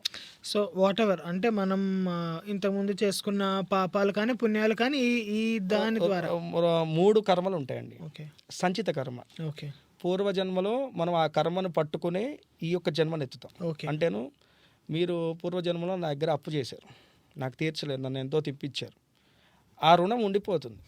అంటే ఆ క్యాష్ని మీరు వాడుకుని ఉండొచ్చు, ఆ సమయానికి నన్ను ఏదో ఇబ్బంది పెట్టేశారని ఆనందపడవచ్చు, కానీ ఆ యొక్క రుణం అనేటువంటిది మన ఇద్దరి మీద లింకప్ అయి ఉంటుంది. మీ గురించి నేను పుట్టాల్సిందే, నా గురించి మీరు పుట్టాల్సిందే. ఇది కర్మ సిద్ధాంతం చెప్పేది. సంచిత కర్మ అంటే అప్పుడు నన్ను ఎంత ఇది ఇబ్బంది పెట్టావో ఇప్పుడు ఏదో రూపంలో నా కొడుకుగాను లేకపోతే ఇంకా కొంచెం, అంటే కర్మ సిద్ధాంతం ఇంకా కొంచెం డీప్గా చెప్పింది. అంటే ఇంకా వాడు బాగా ఇబ్బంది పెట్టి ఉంటే కనుకను ఇంట్లో జంతువులాగను, అంటే కుక్కలాగా, ఇప్పుడు మనం పెట్స్ తెచ్చుకుంటూ ఉంటాము, కొంతమంది బాగా చూసుకోవచ్చు, కొంతమంది దాన్ని హింసిస్తూ ఉంటారు. అంటేను ఈ యొక్క రుణపరంగాను వాడిని నువ్వు ఆ యొక్క సంచిత ఉండిపోయింది. అంతే. ఇప్పుడు ఫ్రెండ్షిప్ కూడాను మనం ఎవడో తెలియదండి, 3వ వ్యక్తి ఎక్కడో కలుస్తాము. ఎందుకు అనిపిస్తుంది? ఇప్పుడు 100 మంది ఉంటారు క్లాస్ రూమ్లో, మనకు ఒకటితోటనే మనకు ఆ యొక్క ఎఫెక్షన్ వస్తుంది, తొందరగా కలిసిపోతాం, ఏదో మనకి తెలిసిన మనిషి అనేటువంటి భావన వస్తుంటుంది. ఇవన్నీ ఏంటంటే కనుక సంచిత కర్మలు. తర్వాత ఆగామి కర్మలు అంటారు. అంటే నువ్వు యొక్క జీవితంలోనూ ఏవి చేయడానికి పుట్టావు. ఓకే. అంటేను ఈ కర్మ పూర్తి చేసేసుకున్నావు దీని గురించి. అంటేను నువ్వు ఆ జన్మలోనూ ఈ బ్యాలెన్స్ ఉంచావు కాబట్టి ఆ బ్యాలెన్స్ కంప్లీట్ చేయడానికి పుట్టావు. నెక్స్ట్ పుట్టిన తర్వాత మిగతాది ఏముంది, అది ఆగామ కర్మ. ఇవి కూడా నిర్ణయించేది ఏంటంటే కనుక నవగ్రహాలు. సంభవిత కర్మలు అంటేనే ఇప్పుడు పుట్టావు, పుట్టిన లోపలేను నువ్వు ఈ సంకల్పానికి, అంటే నేను కుక్కడపల్లికి వెళ్దాం అనుకున్నా అండి, డైరెక్ట్ కుక్కడపల్లికి వెళ్ళలేను కదా, నేను మధ్యలోనూ ఇవన్నీ స్టేషన్స్ దాటుకుంటూ అక్కడికి వెళ్ళాలి. సేమ్ అదే విధంగా నువ్వు ఈ కర్మం చేద్దాం అనుకునే లోపలే మిగతావన్నీ కూడా చేయాల్సి వస్తుంది. మన చుట్టుపక్కల అంతే కదండి, చుట్టుపక్కల ప్రభావం, మన యొక్క జీవిత ప్రభావం, మన కుటుంబ వ్యవస్థ ప్రభావం, దానివల్ల ఇంకో కర్మ యాడ్ అవుతుంది. ఇవన్నీ కూడాను ఈ బ్యాలెన్స్ని కవర్ చేసేటువంటి వాడు ఎవరయ్యా అంటే నవగ్రహాల్లో శని. శని కర్మ ఫలదాత. మనం చేసుకున్నటువంటి కర్మలకు తగినటువంటి ప్రతిఫలాలను మన మీద చూపిస్తుంటారు. కొంతమంది మనం చూసుకుంటే కనుక ఏలినాడు శని మహర్దశ నడుస్తుంటుంది, వాడు క్యాజువల్గానే ఉంటాడు. కొంతమందికి చిన్న అష్టమ శనో ఏదో చిన్న పీరియడ్ వచ్చినా సరేను వాడు అల్లకల్లలో అయిపోతుంటాడు. అసలు కుటుంబము రోడ్డు మీదకి వచ్చేటువంటి పరిస్థితి కూడా దిగజారిపోతుంది. అంటే మనం మంచి చేస్తే బాగుంటుంది, మంచి చేయకపోతే అంతే. ఇప్పుడు ఈ శని వచ్చినప్పుడు అయ్యప్ప మాల వేసుకోండి, లేదు ఆంజనేయ స్వామి మాల వేసుకోండి, శివమాల వేసుకోండి అని చెప్పేసి ఎందుకు సూచిస్తూ ఉంటారంటే ఆ దీక్ష వల్ల, దీక్ష అనేటువంటిది అది ఇంపాసిబుల్, అంటే చాలా కష్టమైనటువంటి విషయం. నువ్వు రోజు బెడ్ మీద పడుకోవడం అలవాటు చేసుకున్నావు, వేడి నీళ్ళతో స్నానం చేయడం అలవాటు చేసుకున్నావు, నోటికి అనేకమైనటువంటి రుచుల్ని అలవాటు చేసావు, ఇవన్నీ కూడా త్యజించి ఒక నియమబద్ధంగా మనం జీవితాన్ని కొనసాగించాలంటే కష్టమైనటువంటి విషయం. ఆ కష్టాన్ని మనం ఏం చేస్తున్నాం అంటే ఒక గ్రహం వల్ల ఒక కష్టం కలుగుతుంది మనకి, దాన్ని ఏం చేస్తున్నాం అంటే దైవికమైనటువంటి మార్గంలోకి మలుచుకుని ఆ కష్టాన్ని అనుభవిస్తున్నాం. అంటే నువ్వు వెళ్తున్నావు, నీకు ఒక యాక్సిడెంట్ జరగాలి, కానీ ఆ యాక్సిడెంట్ వల్ల ఏంది, నువ్వు శారీరక పీడన అనుభవించాలి, ఇది గ్రహస్థితి. కానీ నువ్వు అదేం చేస్తున్నావు అంటే కనుక అయ్యప్ప మాల వేసుకుంటున్నావు, కాళ్ళకి చెప్పులు వేసుకోవట్లే, నీకు రాళ్ళు గుచ్చుకుంటూనే ఉంటాయి, అయ్యప్ప అయ్యప్ప అనుకుంటూ వెళ్ళిపోతావు. అంటే ఆ శారీరక కర్మను నువ్వు అనుభవిస్తున్నావు, కానీ భక్తి మార్గంలో అనుభవిస్తున్నావు కాబట్టి దాని యొక్క ప్రభావాన్ని మనం సో తగ్గించుకుంటున్నాం. అంటే మీరు అంటే మనిషి ఎంత డిసిప్లైన్డ్గా ఉన్నాడు, ఆ డిసిప్లిన్కి సంబంధించి అదంతా శని మన అంతే అండి. ఎలా ఉంది అని. మీకు శని యొక్క ప్రభావాన్ని ఒక్క మాటలో చెప్పాలంటే, బంగారం మనకు దొరుకుతుందండి. మ్మ్. దొరికినప్పుడు ఎలా ఉంటుందంటే, మట్టి బాగా మట్టితోటి దుమ్ము కొట్టుకుపోయేసి అసలు భూమిలో ఇక్కడ ఏమన్నా తిరుగుతాయా అనేటువంటి స్థాయిలోనూ ఉండేటువంటి లోపలికి ఊపిరి కూడా ఆగనటువంటి చోట బంగారం దొరుకుతుంది. మ్మ్. అది దొరికినప్పుడు ఏంటంటే కనుక దానికి ఒక వాల్యూ ఉండదు. మ్మ్. ఆ బంగారాన్ని కూడా చూస్తే ఇది మట్టి ముద్ద లేకపోతే బంగారం అనేటువంటి డౌట్ వస్తుంది. దాన్ని ఏం చేస్తారు, తీసుకొచ్చి శుద్ధి చేస్తారు, అగ్నిలో వేస్తారు. దాని తర్వాత దాన్ని ఒక రూపంలోకి మార్చిన తర్వాత అక్కడ డిస్ప్లేలో పెడితేనో దానికి ఒక వాల్యూ ట్యాగ్ తగిలిస్తారు. అంటే మట్టిలో ఉన్నప్పుడు దానికి ఏ వాల్యూ లేదు. లేదు. అలా డిస్ప్లేలో పెట్టిన తర్వాత దానికి ఒక వాల్యూ వచ్చింది. ఈ ప్రాసెసింగ్ అంతా చేసేది ఎవరయ్యా అంటే కనుక శని భగవానుడు. గ్రేట్. అంటే మనిషి యొక్క నడవడికను వాడు సక్రమమైనటువంటి మార్గంలో లేకపోతే కనుక మనిషి ఎప్పుడు వింటాడండి? ఏసీలో కూర్చోబెట్టేసి పంచభక్ష పరమాన్నాలు తినిపిస్తూ వాడికి అలసట లేకుండా చెమట కూడా కారకుండా ఉన్నటువంటి సమయంలో ఏది చెప్పినా సరే వాడి Casualగా lightగా చెవికి కూడా ఎక్కదు. కానీ అదే ఒక కష్టాన్ని కలగజేస్తూ సుఖాన్ని చూపిస్తూ, మ్మ్. అరే ఆ పొజిషన్లో నేను లేకపోవడానికి కారణము నేను చేసినటువంటి ఇదే కదా, నా జర్నీ కరెక్ట్గా లేకపోవడం వల్లే కదా. మనిషి లోపల కసి కూడా లేకపోతే అండి, ఇప్పుడు అగ్ని లేనిదే పక్వం కాదు అంటారు శాస్త్రంలో. అంటే ఒక వంట కావాలంటే కనుకను పొయ్యి మీద పెట్టంగానే సరిపోదు, కింద అగ్ని ఉండాలి. ఉండాలి. సేమ్ అదేవిధంగా మనిషిలో ఎంత ప్రయోజకతమైనటువంటి టాలెంట్ ఉన్నా సరే వాడికి చెయ్యాలనేటువంటి ఆసక్తి కానీ ఆ యొక్క మనిషిలో కాన్ఫిడెన్స్ కానీ, కష్టం వల్లను చాలా కాన్ఫిడెన్స్ వస్తుంది. అంటే వాడి స్థాయికి మించినటువంటి నిర్ణయాలు కూడా తీసుకోవాలి అనిపించేది ఎప్పుడంటే కనుక వాడికి భరించలేనటువంటి కష్టం వచ్చినప్పుడు. మ్మ్. అది కలగజేసేటువంటి వాడు శని. ఓ. శని మహర్దశలో అందరూ అంటారు నేను దిగజారిపోయాను, నాకు కష్టాలు వచ్చినాయి అని చెప్పేసి. దాని తర్వాత వెళ్ళి కలవండి, వాళ్ళు మంచి పొజిషన్లో ఉంటారు, మంచి రియలైజేషన్ వస్తుంది మనిషికి. అంటే అప్పటి వరకు కూడాను వాడి యొక్క ఆలోచన విధానాలు వేరుగా ఉంటాయి. అంటేను ఎంతసేపు క్యాజువల్గా తీసుకుంటూ ఈ లైఫ్ని సీరియస్గా తీసుకోనటువంటి వాడిని, అంటే ఈ జన్మను కూడాను మనం సీరియస్గా తీసుకోకపోతే దేవుడు ఒప్పుకోడండి. అదే దీన్ని సీరియస్గా తీసుకోవాలి. అంటే మనం ఎందుకు పుట్టాము, అంటే మనం ఎలా దేని వల్ల ఇది అంటే మనకి ఇన్ని కష్టాలు ఎందుకు వచ్చాయి అనేది శని మనకు రియలైజ్ చేయిస్తాడు. కష్టము అనేటువంటి మాట ఒక రకంగా చెప్పాలంటే సంతోష్ గారు, మనం ఎటు నడవలేదు, అవును. బాగా కడుపు నిండా ఇష్టమైన పదార్థాలు తిన్నాం, అది కూడా కష్టమే, అరగదు. అవును. ఏమండి, ఆ కష్టం అనేటువంటిది మనం తీసుకునేటువంటి బుద్ధితత్వం బట్టే ఉంటుంది. మ్మ్. మనకి ఏంటంటే లగ్జరీ చూసిన తర్వాత కొంచెం ఇప్పుడు నేను రోజు బండి మీద తిరుగుతానండి, ఇంటి పక్కకైనా సరే నేను బండి మీద వెళ్తాను. అలాంటిది ఒకసారి బండి పని చేయలేదో, ఆన్ కాలేదో, పంచర్ అయిందో, నేను నడవాల్సిన పరిస్థితి వచ్చింది, నాకు కొంచెం కష్టంగానే అనిపిస్తుంది. దాని తర్వాత రెండో రోజు నడుస్తా, మూడో రోజు కూడా నడుస్తా, నాలుగో రోజు ఏంటంటే కనుక బండి కూడా వదిలేసి హాయిగా తిరగడం మొదలు పెడతా. శని చేసేది ఏంటంటే కనుక మనిషిని అలవాటు చేస్తా. ఓ. వాడి యొక్క జీవితంలోనూ ఏదైతే ప్రయాణం ఉందో ఫస్ట్ కొంచెం కష్టంగా ఉంటుంది. ఆయన అందుకనే ఈ యొక్క ఏలినాటి శని అనేటువంటిది చూస్తే కనుకను 3 విభాగాలు. మామూలుగా మనకు చూడడానికి 7.5 సంవత్సరాలు. ఆయన ప్రతి 2.5 సంవత్సరాలు, సో ఎలినాడ్ శని అంటే 7.5 years. 7.5 years. ఓకే. ప్రతి 2.5 yearsకి ఆయన ట్రావెల్ చేస్తారు. ఇందాక మనం చెప్పుకున్నాం కదా. ఆ విధంగా ఆయన యొక్క ప్రయాణాన్ని ఎలా చూస్తారంటే శిరోశని, హృదయ శని, పాదశని అని చెప్పేసి విభాగం చేశారు ఓకే. జ్యోతిష శాస్త్రం. ఈ పాదశని అనేటువంటి వాడు ఏంటంటే కనుక ఫస్ట్ 12వ స్థానంలో శని ఉంటే కనుకను, అది కూడా ఏలినాటి శనిలో ఈ యొక్క జర్నీలో ఏంటంటే కనుకను మొత్తం 7.5 సంవత్సరాల్లో ఇది ఒక పార్ట్. ఓకే. దీంట్లో ఈ ఫస్ట్ 2.5 yearsని వ్యయస్థానం. ఓకే. ఫస్ట్ ఆర్థిక వ్యవస్థను ఇబ్బంది పెడతాడు. అంటే వీడు విచ్చలవిడిగా పాపాన్ని చేస్తూ పక్కన వాళ్ళని మోసం చేస్తూ ఎవరైతే కనుకను ఆ యొక్క ధనాన్ని సంపాదించాడో, ఫైనాన్షియల్గా ఎదిగాడో, అలాంటి వాడికి ఏంటంటే కనుకను ఇంట్లో అనారోగ్య సమస్యలు రావడం, పెద్దవాళ్ళకి ఆరోగ్య ఇబ్బందులు రావడం, ఇంట్లో మరమ్మతులు జరగడం, ఆకస్మికమైనటువంటి ధన నష్టం జరగడము, ఈ యొక్క ఐటీ రైట్స్ ఇవి కూడా జరుగుతాయి కదా, ఇవి కూడా ఎక్కువగా శని మహర్దశ, శని పీరియడ్లో జరగడానికి కారకత్వము అని చెప్పేసి మేము చాలా చోట్లను మేము స్టడీ చేసినప్పుడు తెలిసినటువంటి విషయం. అంటే వీడు ఎప్పుడైతే కనుక ఆర్జితంగా తన కష్టంతో సంపాదించినటువంటి ఆకస్మిక ధన నష్టం అనేటువంటి చెప్పుకోవచ్చు. అది కూడా ఆకస్మిక ధన నష్టం అంటే 2 విధానాలు ఉంటాయి సంతోష్ గారు. అది ఖచ్చితంగా జరుగుతుంది. మీరు మంచిగా మీ కష్టంతో సంపాదించిందైనా ఆకస్మిక ధన నష్టంతో పోవచ్చు.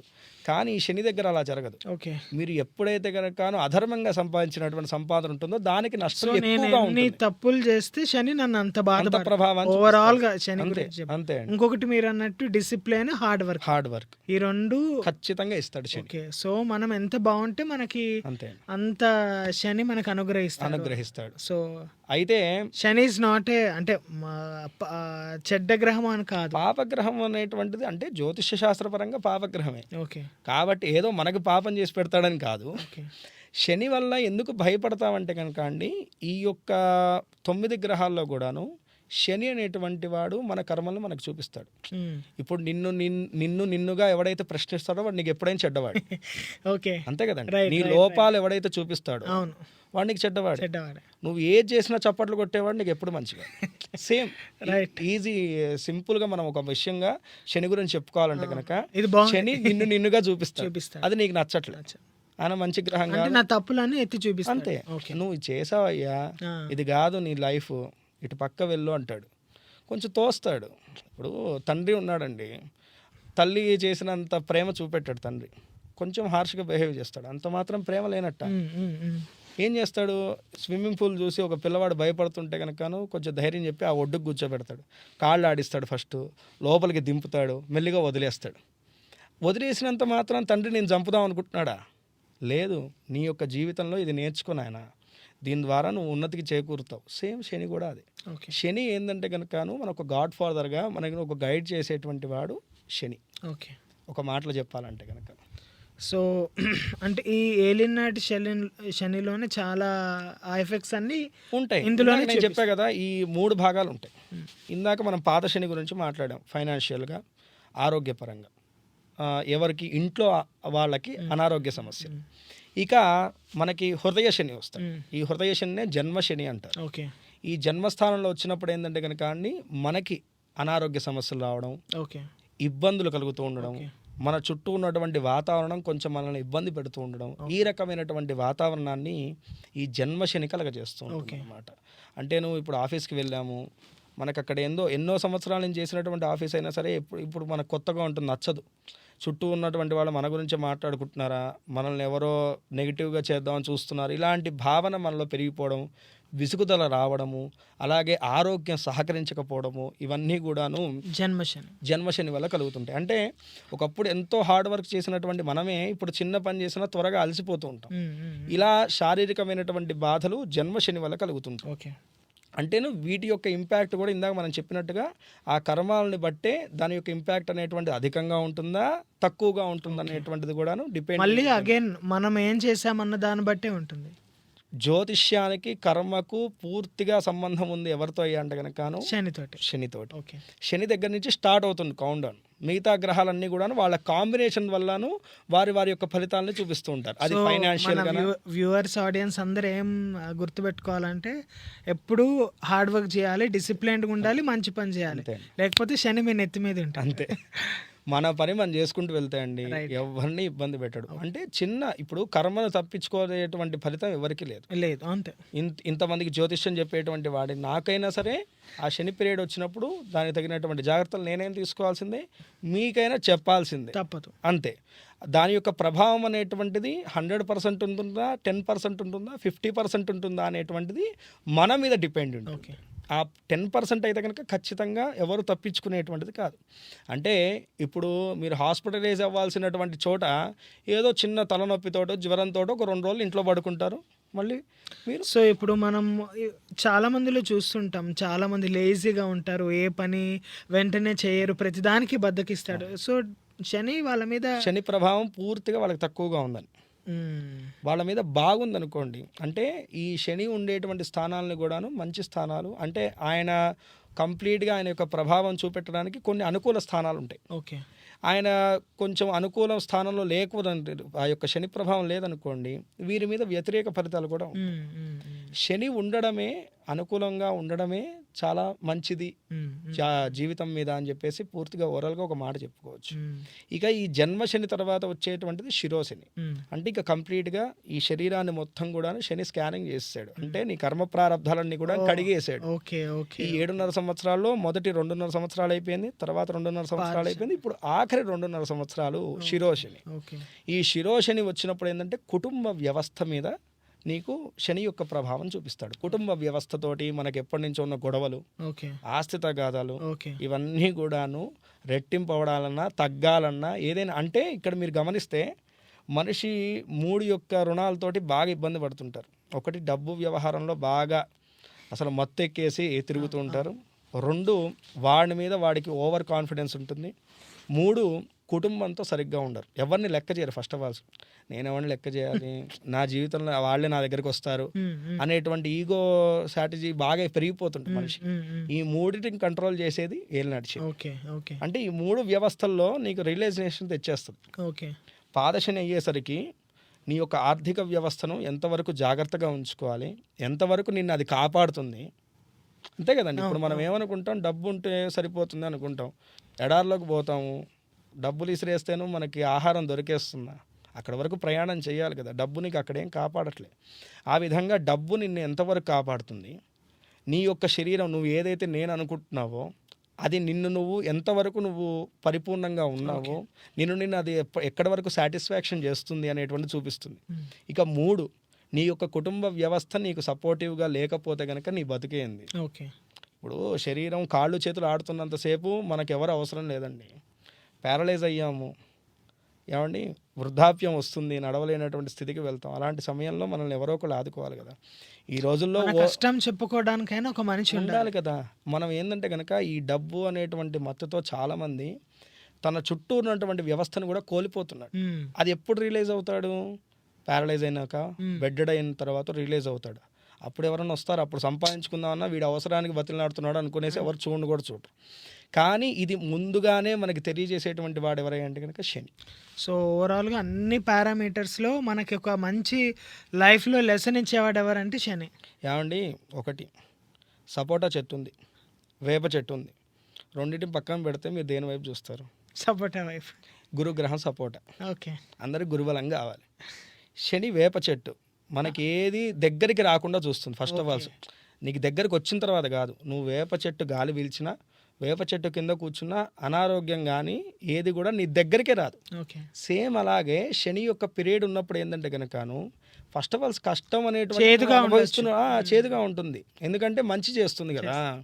అదే నీకు తీపిగా నోట్లోకి వెళ్ళిపోతుంది, అది లోపలికి వెళ్ళిన తర్వాత కడుపు నొప్పి తెస్తుంది. అదే నీకు వేప అనేటువంటిది ఇక్కడ వరకే, జిహ్వం వరకే రుచి, నాలుక దాటేంత వరకే రుచి, నాలుక దాటిన తర్వాత ఏ రుచి తెలియదు, అక్కడ నీకు చేదుగా అనిపిస్తుంది. అంటే ఆ యొక్క ప్రయాణం నీకు చేదుగా అనిపిస్తుంది తప్ప అది లోపలికి వెళ్ళిన తర్వాత అది కలగజేసేటువంటి ప్రయోజనాలు మాత్రం చాలా బాగుంది. సో ఆ 7.5 సంవత్సరాలు మనం పడ్డ కష్టం అంతా తర్వాత ఫ్యూచర్లో బాగుంటుందిగా ఉంటుంది. అది ఈ యొక్క శిరోశని తర్వాతను చాలా మందికి మంచి జరుగుతుంది. అంతనే మన పెద్దవాళ్ళు కూడా చెప్తారు, శని వెళ్ళిపోతూ మంచి చేస్తాడు అని చెప్పేసి. ఎక్కువగా ఈ యొక్క శని పీరియడ్ అనేటువంటిది 3 విభాగాలకు వస్తుంది.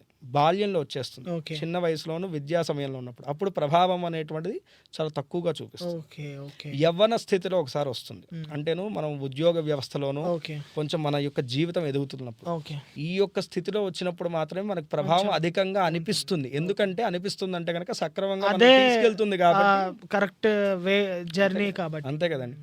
మీరు కావాలంటే గమనించండి, ఒకటే చోట మనం నించుని ఉన్నాం అనుకోండి, కొంతసేపటి తర్వాత కాళ్ళు నొప్పులు వస్తాయి. కొంచెం కాలు అటు ఇటు జరుపుతూ ఉంటే కనుక కాళ్ళు నొప్పి రాదు. అంటే సక్రమంగా వెళ్తున్నప్పుడు నీకు ఎప్పుడు కొంచెం ఇబ్బంది పెడుతుంది, కానీ అదే కరెక్ట్. మీరు వంకర టింకర్గా నించుంటే కనుక తర్వాత పెయిన్స్ వస్తాయి, బాడీ పెయిన్స్ వస్తాయి. డాక్టర్ కూడా అదే చెప్తున్నాను, నించుంటే స్ట్రైట్గా నించోవాలి. అది కొంచెం పెయిన్ ఇస్తుంది తప్ప అది అనారోగ్యం కాదు.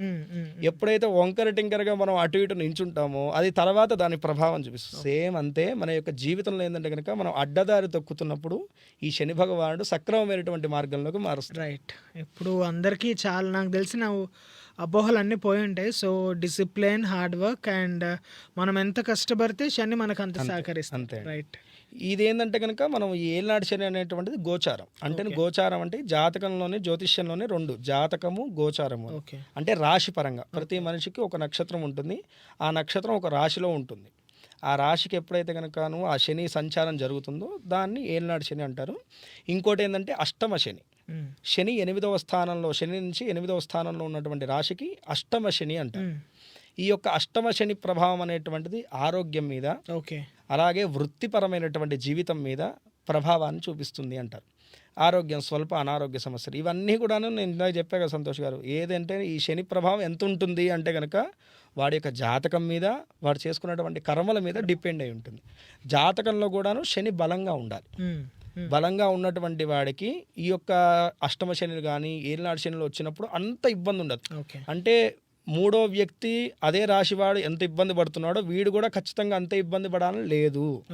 ఇది ఒకసారి ఇదే అందరూ తెలుసుకోవాల్సినటువంటి విషయం. ప్రతి వాడి మీద జాతక ఫలితం ఒకేలాగా ఉండదు. ఇప్పుడు మన కోవిడ్ వచ్చిందండి, చాలామంది కుటుంబాలు రోడ్డు మీద పడ్డాయి. కొంతమంది ఇబ్బంది పడ్డారు, కొంతమంది నార్మల్గానే ఉన్నారు. ఎందుకంటే వాళ్ళు ఉన్న స్థితి. ఇప్పుడు రోజు కూలి డబ్బులతోటి తెచ్చుకుని ఇంటిని నడిపించేటువంటి వాళ్ళు చాలా ఇబ్బంది పడ్డారు. కొంచెం సేవింగ్స్ ఉన్నటువంటి వాళ్ళు జాగ్రత్త చేసుకుని కొంచెం సతమతమయ్యారు. బాగా డబ్బు ఉన్నటువంటి వాడు నార్మల్గా వాడు ఎలా ఉంటాడో అలానే ఉన్నాడు. వాచ్మెన్ చేద్దాం, కూరగాయలు తెప్పించుకున్నాడు, తిన్నాడు. అంటే నేను అనేటువంటిది ఏంటంటే ఎప్పుడైనా సరే కోవిడ్ అందరికీ ఒకటే. మళ్ళీ కోవిడ్ పీరియడ్ అనేటువంటి లాక్డౌన్ అందరికీ ఒకటే, కోవిడ్ పీరియడ్ ఒకటే. కానీ ఈ యొక్క 3 రకాలైనటువంటి ఫలితాలు ఎలా ఉన్నాయి, ఏలినాటి శని అందరికీ ఒకలా ఉన్నా వాళ్ళ జాతకరీత్యా ఆ ప్రభావం మారుతూ ఉంటుంది, వాళ్ళ కర్మల్ని బట్టి కూడా. రైట్. నౌ ఇది బాగా గుర్తుంచుకోవాలి చాలా మందికి ఇప్పుడు క్లారిటీ. సో ఏలినాటి శని అంటే అందరికీ ఒకలాగా ఉండాలని అనేటువంటిది ఎక్కడా లేదు. సో ఇంతకుముందు వాడి కర్మలు బాగుంటే అది ఫెచ్చింగ్ అవ్వచ్చు, అంతే.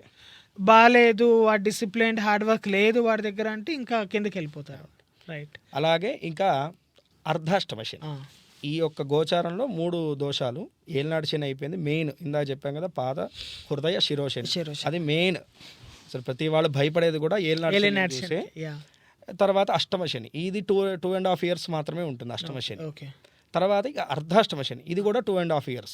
అంటే శని సంచారము 2.5 years కి వన్స్ మారుతుంది. 3 మారినప్పుడు 2.5 అంటే 2.5.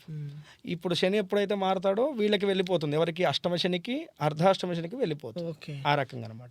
ఈ అర్ధాష్టమ శని అనేటువంటిది ఏంటంటే కుటుంబ వ్యవస్థ మీద, విద్యా విషయాల్లో, ప్రధానంగా ఇంకోటి చెప్పాలంటే కనుక వ్యాపారవేత్తలకు ఇబ్బంది కలిగించేటువంటిది అర్ధాష్టమ శని దోషం.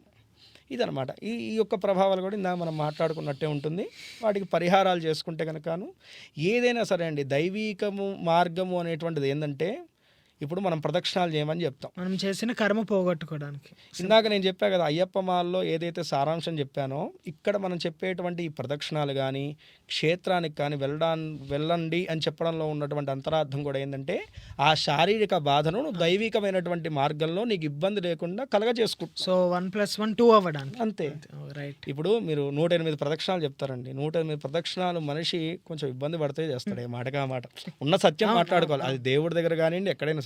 ఇప్పుడు 2 kilometers నడుచుకుంటూ వెళ్ళి మనం తెమ్మంటేనే ఎలా అయితే మనం ఇబ్బంది పడతామో, 108 ప్రదక్షిణాలు చేయమన్నప్పుడు మనకి ఎక్కడో కాళ్ళు నొప్పులో విసుగో ఏదో వస్తుంటుంది. కానీ దేవుడి మీద ఉన్నటువంటి భక్తితో, భయంతో ఆ సంకల్పాన్ని మనం పూర్తి చేస్తున్నాం. అదే ఇప్పుడు నీకు ఈ సంవత్సరంలో కలగజేయాల్సినటువంటి శారీరకమైనటువంటి బాధలు అక్కడ అనుభవిస్తున్నావు, నువ్వు దేవుడి పేరు చెప్పుకుంటూ, దాన్ని తప్పించుకోకుండా. కాబట్టి సుఖంగా అనుభవిస్తున్నావు. రైట్. నువ్వు ఏదో కాలుకు దెబ్బ తగిలి రక్తం వచ్చి దానికి బ్యాండేజ్ వాడి 10 రోజులు ఇంట్లో పడుకోవడం కన్నా ఈ శారీరకంగా గ్రహాలు కలగజేయాల్సినటువంటి బాధను దైవీకంగా నువ్వు మార్చుకుంటున్నావు. సో మనం చేసుకున్న కర్మ పోయి దేవుడు కళ చేయడం వల్ల పుణ్యం వస్తుంది. సో కర్మ ఎట్లా చేస్తాం సంతోష్ గారు? 3 విధాలుగా చేస్తాం. అసలు కర్మ గురించి తెలుసుకోవాలి ఫస్ట్. ప్రతి కర్మ కూడా 3 విధాలుగా చేస్తాం. దీనికి మించి ఇంకోసారి చేయడానికి లేదు. శారీరక కర్మ, శరీరం చేత అంతే, కొట్టి కానీ, దొంగలించి కానీ, తన్ని కానీ, ఇంకోటి కానీ శరీరం చేత చేసేటువంటి కర్మను శారీరక కర్మ అంటారు.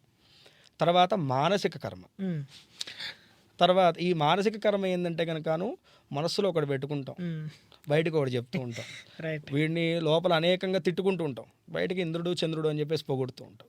ఇది మానసికం. ఇక వాక్కు చేత, మాట చేత. ఇప్పుడు మీకు ఒక విషయం చెప్తే నచ్చదు, కానీ నేను బలవంతంగా మీకు ఎక్కియాలని చూస్తున్నా, మిమ్మల్ని తిడుతున్నా, దూషిస్తున్నా, మిమ్మల్ని నా మాట చేత బాధింపజేస్తున్నా. ఇది మనం వాక్కు చేత చేసేటువంటి కర్మ. ఓకే. ఈ 3 కర్మలు కూడాను మనల్ని అంటి పెట్టుకుని ఉంటాయి. ఈ 3 కర్మలు తొలగాలంటే ఏం చేయాలంటే కనుకను శారీరకం, శరీరం చేత చేసినటువంటి పాపం పోవాలంటే కష్టపడాలి. కష్టం అంటే కనుక ప్రదక్షిణాలు చేస్తున్నావు నువ్వు. ఓ గుంజీలు తీయమంటే నువ్వు వినాయకుడి దగ్గర గుంజీలు తీస్తున్నావు. శారీరక కర్మను నువ్వు ఒక దెబ్బతో కానీ ఒక ఇబ్బందితో కానీ కలగాల్సింది ఇక్కడ ఇబ్బంది పడుతూనే చేస్తూ ఉన్నావు. తద్వారా ఆ శారీరక కర్మ చేసినటువంటి ఫలితం కొంచెం తగ్గుతుంది. ఇక వాక్కు చేత భగవన్నామస్మరణం చేయమంటాం. ఇప్పుడు మనం ఎవరన్నా రెమెడీ చెప్పినప్పుడు ఒక స్తోత్రాన్ని సజెస్ట్ చేస్తాం, చదువుకోండి అంటాం. ఎందుకు మేము చదివి వినిపించలేక, లేకపోతే యూట్యూబ్లో ఉంది వినండి అని. ఇప్పుడు అందరికీ ఇదోటి ఫ్యాషన్. ఏదైనా స్తోత్రం చెప్తేనండి మాకు ఇంగ్లీష్ రాదండి, తెలుగు రాదండి, హిందీ రాదండి. ఎందుకు చెప్తాం? మాకు టైంపాస్ అయ్యా? కాదు, యూట్యూబ్లో వినేయచ్చు కదా. యూట్యూబ్ వాగితేనో దానికి పుణ్యం వస్తుందా? నీకు మనం ఆ కర్మ చేయాలి, అనుభవించాలి, అంతే కదండి. ఇప్పుడు ఆ మాట ద్వారా నీకు అయినటువంటి దోషం ఎప్పుడు అవుతుందంటే కనుక ఆ స్తోత్రం చదివినప్పుడు ఆ దోషం పోతుంది. రైట్. ఇప్పుడు సరే ఈ 2 అయిపోయినాయి. మానసిక సేపు నేను అలా చెప్పడం వల్ల అంతసేపు నేను స్ట్రెయిన్, ఒకలాంటి స్ట్రెయిన్. ఇప్పుడు మనం ఒక మంత్రం ఇస్తామండి, చాంటింగ్ చేయమంటాం. ఎందుకు చాంటింగ్ చేయాలి? ఒకసారి చదివితే సరిపోదా? చాంటింగ్ అనేటువంటిది ఎందుకంటే కేవలం నువ్వు శారీరకంగా ఇక్కడ కూర్చుంటావు, మనసు ఎక్కడ ఆలోచిస్తూ ఉంటుంది, మాట ఇక్కడ మాట్లాడుతూ ఉంటారు. ఈ 3టికి సంబంధం రైట్. అంతే కదండి. ఇక్కడ నేను కూర్చోవచ్చు, ఆయన్ని చూడొచ్చు, ఇంకో వాళ్ళతో మాట్లాడచ్చు. ఈ 3టికి సంబంధం లేదు. ఈ 3టిని ఒక గాడిలోకి తెచ్చి ఆ పాపాన్ని తగ్గియాలి. దానికి ప్రక్రియ ఏంది? దైవ మార్గం తప్ప ఇంకోటి లేదు. ఇందాక మనం చెప్పుకున్నట్టుగా కూర్చుంటావు కింద. ఇప్పుడు రోజు కుర్చీలో కూర్చునేటువంటి వాళ్ళకి కిందకి బాస్పట్లు వేసుకుని పద్మాసనంలో కూర్చోవాలంటే కొంచెం ఇబ్బంది. శారీరక బాధపడుతున్నావు దేవుడి గురించి. అమ్మో దేవుడి ముందు కూర్చోవాలి, గురువుగారు చెప్పారు. సరే, మాట ద్వారా చేసినటువంటి పాపాన్ని ఒక మంత్రాన్ని చదువుతూ తొలగించుకుంటున్నావు. ఈ 2టిని కొంచెం ఆధీనపరచుకోవచ్చు. ఇక 3వది మనస్సుని ఎవడు ఆధీనపరచుకోలేడు. దాన్ని ఆధీనపరచుకోవాలంటే కొంచెం టైం పడుతుంది ఎవరికైనా సరే. ఎందుకంటే చుట్టుపక్కల ఉన్నటువంటి వాతావరణం మీద మన దృష్టి ఉంటుంది తప్ప మన మీద మనకి చాలా తక్కువగా ఉంటుంది. అందుకనే ఒక మంత్రాన్ని 10ంతలుగా చాంటింగ్ చేస్తూ ఉంటే కనుక కొంతసేపటి తర్వాత మన యొక్క మనస్సు దాని మీద లగ్నీకృతం అవుతుంది. అందుకనే ఒక మంత్రాన్ని ఇన్నిసార్లు చాంటింగ్ చేయాలి అని చెప్తారు. ఇవన్నీ కూడా యూట్యూబ్ చేస్తే కనుక ఇవి ఎప్పుడుకు పోతాయి, నువ్వు అందుకనే అనుభవిస్తావు. రైట్. సో ఇప్పుడు నాకు తెలిసి చాలా మందికి ఫుల్ క్లారిటీ వచ్చి ఉంటుంది. So now will go to, ఇప్పుడు ఏంటంటే రాహుకేతు. అసలు ఏంటి రాహుకేతుల గురించి? రాహుకేతులు వీళ్ళని ఛాయాగ్రహాలు అంటారు. ఓకే. ఇవి నవగ్రహాల్లో భాగమే, కానీ వీటికంటూ ఒక రూపము లేదు. ఇంకోటి వాటి కలగజేయడానికి ఒక ఫలితం కూడా సంపూర్ణంగా చెప్పలేదు. ఓకే. ఇవన్నీ కూడాను కాంబినేషన్స్ మీద డిపెండ్ అయి ఉంటాయి అన్నమాట. శని కలగజేయాల్సినటువంటి ఫలితాలు రాహు కలగజేస్తుంటాడని, కుజుడు కలగజేయాల్సినటువంటి ఫలితాలు కేతువు కలగజేస్తుంటాడని జ్యోతిష శాస్త్రం చెప్తుంది. అంటే వీళ్ళకంటూ సపరేట్గా ఫలితం లేదు, కానీ వీళ్ళ కాంబినేషన్ జరిగినప్పుడు మాత్రం అది ప్రమాదం. శని ఇందాక మనం చెప్పుకోవడం మర్చిపోయాము, 3వ భాగంలో వస్తాడని చెప్పాను, వృద్ధాప్యంలో. అప్పుడు ఎక్కువగా అందరికీ మరణం అనేటువంటి సంభవిస్తుంది. శారీరక రోగబాధల చేత. ఇప్పుడు మనం ఈ జన్మ కూడా ఎత్తాం, ఇంకా ఆ కర్మను అలానే నువ్వు చేయలేదు. నువ్వు ఏదో దేవుడిచ్చినటువంటి ఆ గ్రహాల బలం వల్ల, దేవుడిచ్చినటువంటి అనుగ్రహం వల్ల సర్వే అయిపోయాం. ఇంకా నీకు ఆ కర్మ మిగిలిపోయింది, రుణబాధ ఏదో మిగిలిపోయింది. నువ్వు ఈ జన్మలో కూడా రుణం తీర్చుకోలేదు. రుణం ఏం చేస్తుందంటే రోగపీడను కలగజేస్తుంది. చివరాఖరణ వాడు రోగం చేత బాధింపబడి అందరి చేత తిట్టించుకుంటూ, ఇప్పుడు మనం చూస్తే కనుక ఓల్డేజ్ హోములు పెరిగిపోయినాయి. ఆ తల్లిదండ్రులు కొంచెం పెద్ద వయసు రాగానే పంపిస్తున్నారు. ఇంకా కొంతమంది ఏంటంటే కనుక వీళ్ళు ఎప్పుడు పోతారా అని వెయిట్ చేసేవాళ్ళు కూడా ఉన్నారు. ఇవన్నీ కూడా ఎందుకంటే నీ కర్మ ప్రారంధాలే. ఇప్పుడు నువ్వు అంత ప్రేమగా చూసావు నీ కూతురునో కొడుకునో, అయిన తర్వాత నువ్వు ఉండేటువంటి, ఇప్పుడు మహా అంటే చనిపోయే ముందు ఒక 20 సంవత్సరాలు 15 సంవత్సరాలు అంతకన్నా ఉండరు ఎవరైనా వృద్ధాప్యం వచ్చిన తర్వాత. ఆ 15 సంవత్సరాలు కూడా నిన్ను చూసుకోలేకపోతున్నా అంటే నీ కర్మ ప్రారంధాలు నిన్ను వెంబడించే వాళ్ళకి ఆ బుద్ధిని కలగజేయట్లేదు నేను చూసుకోవాలని. ఎందుకు? నువ్వు అనుభవించాలి ఆ కర్మను.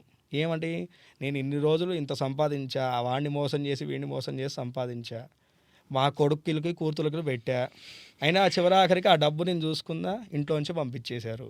వాళ్ళు నేను చూసుకున్నారా, వాళ్ళు కూడా నిన్ను కాదన్నారు.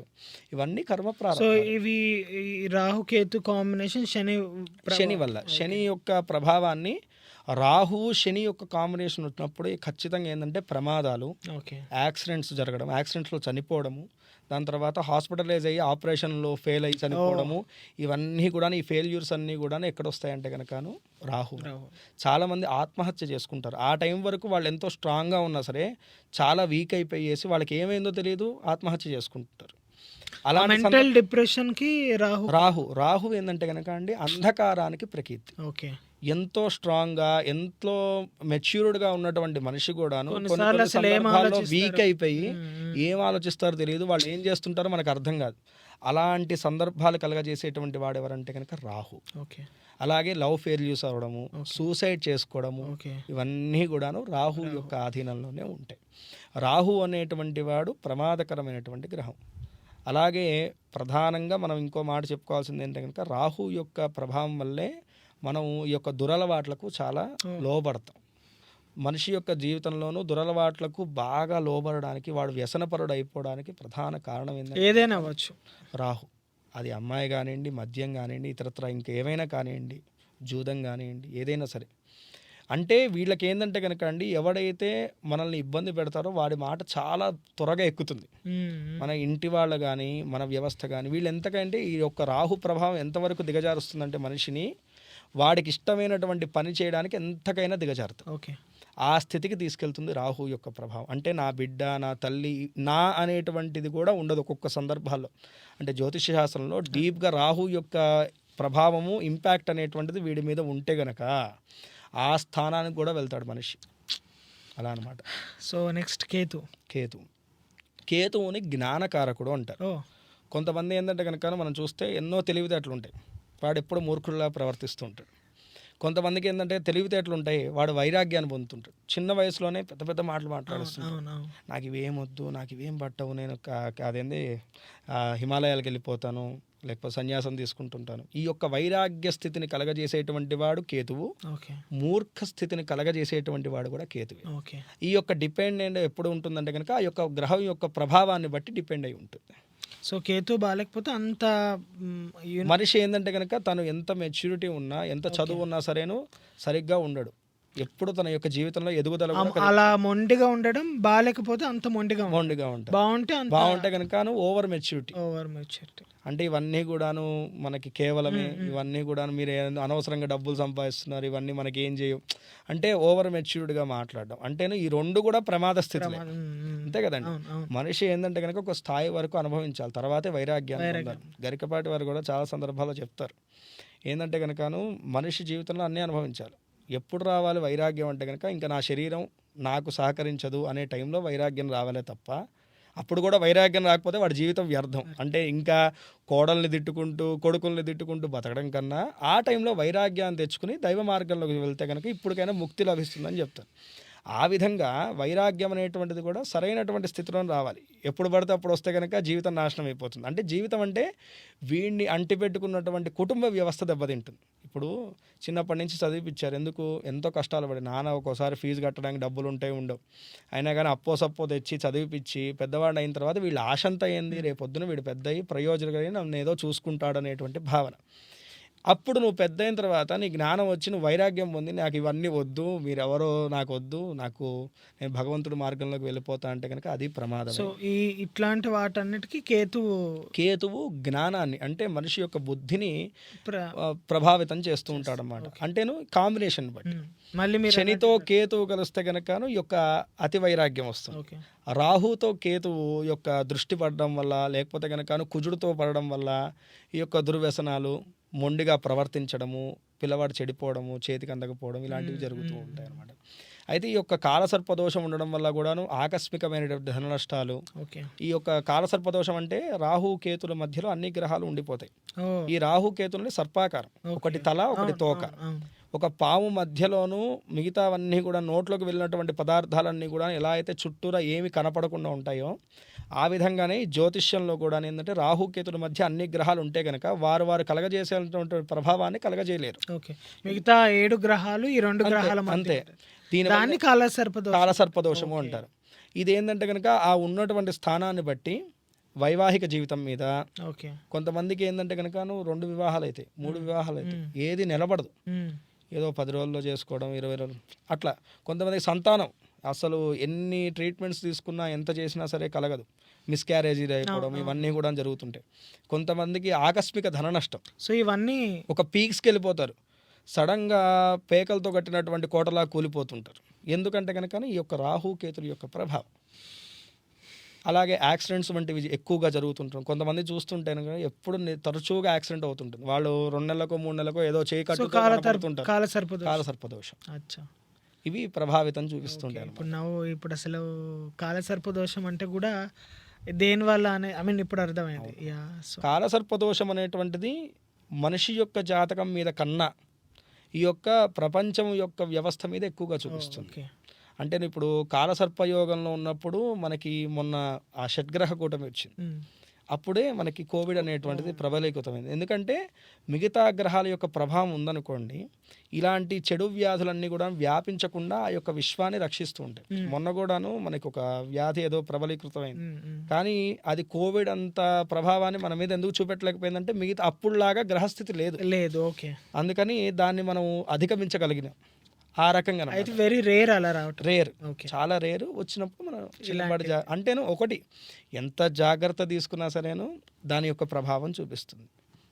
సో ఇప్పుడు మనం గ్రహాలు అన్నిటి గురించి తెలుసుకున్నాం, అంటే అవి ఎలా ప్రభావం చూపిస్తాయి మన మీద, హెల్త్ కానీ కెరీర్ కానీ టోటల్ అసలు లైఫ్ అంతా ఎలా ఉంటుందనేది తెలుసుకున్నాం. సో ఇంకొక డౌట్ ఏంటంటే మనకి ఈ కొంతమంది ఈ గ్రహానికి ఈ రాయి పెట్టుకుంటే బాగుంటుంది, ఏదో అలా పచ్చరాయి లేకపోతే ఇలాంటి జెమ్స్ అనేవి నిజంగా ఐ మీన్ ఆ గ్రహాలకి సంబంధం ఉంటుందా, పెట్టుకోవచ్చా? అయితే ఇది ఇంట్రెస్టింగ్ క్వశ్చనే. ఎందుకంటే ఇప్పుడు నవరత్నాలు అమ్మేవాడు ఉన్నాడు, వాడి దగ్గర అన్ని రత్నాలు ఉంటాయి. అంటే ఇప్పుడు ఒక్కొక్క గ్రహానికి ఒక్కొక్క రత్నం ఉంటుంది, ఒక్కొక్కటి ఉంటుంది. నేను అనేది ఏంటంటే జనాల యొక్క అపోహ. ఇప్పుడు నవరత్నాలు వాడు ఉన్నాడు, వాడి దగ్గర అన్ని రత్నాలు ఉంటాయి, కోటీశ్వరుడు కాలేదే. అంతే కదా, సింపుల్. ఇప్పుడు అందరికి ఉండేటువంటి ప్రశ్న ఇదే, మరి మీరు ఎందుకు పెట్టుకోమన్నారు? వాడు బాగుపడుతున్నారు, మీరు బాగుపడుతున్నారు తప్ప దీనివల్ల మాకేంది ప్రభావం? అందరికి ఉండేటువంటి క్వశ్చనే, కామన్. నవరత్నాలు అనేటువంటిది ఏంటంటే కనుక అండి, ఈ రోజుల్లో క్యాజువల్గా పంచాంగంలో చూసేసి లేకపోతే యాప్స్లో చూసేసి అందరు కూడాను ఈ రాశి ఫలానా రాశి ఇది పెట్టేసుకోండి. ఇప్పుడు మేషరాశి వాళ్ళు ఉన్నారు, కుజుడు అధిపతి మేషరాశికి, మీరు ఇది పగడం పెట్టేసుకోండి. అది కాదు. ఒకవేళ ఇప్పుడు ఆ రాశిని బట్టి మీరు పెట్టేసుకున్నారు, మీకు జాతక రీత్యాను ఆ గ్రహం అస్సలు అనుకూలంగా లేదు, అది పెట్టుకున్న దగ్గర నుంచి నెగిటివ్ ఫలితాలు చూపిస్తూ ఉంటుంది. ఎందుకంటే ఈ యొక్క రత్నము అనేటువంటిది మన మీద ఉండడం వల్ల ఏంటంటే కనుక ఆ యొక్క గ్రహ ఆకర్షణ, మీకు నచ్చినటువంటి వస్తువు ఒకటి నేను వాడుతున్నా అండి, ఆటోమేటిక్గా మీ యొక్క అటెన్షన్ ఆ మీద తిరుగుతుంది. అంతే కదండి.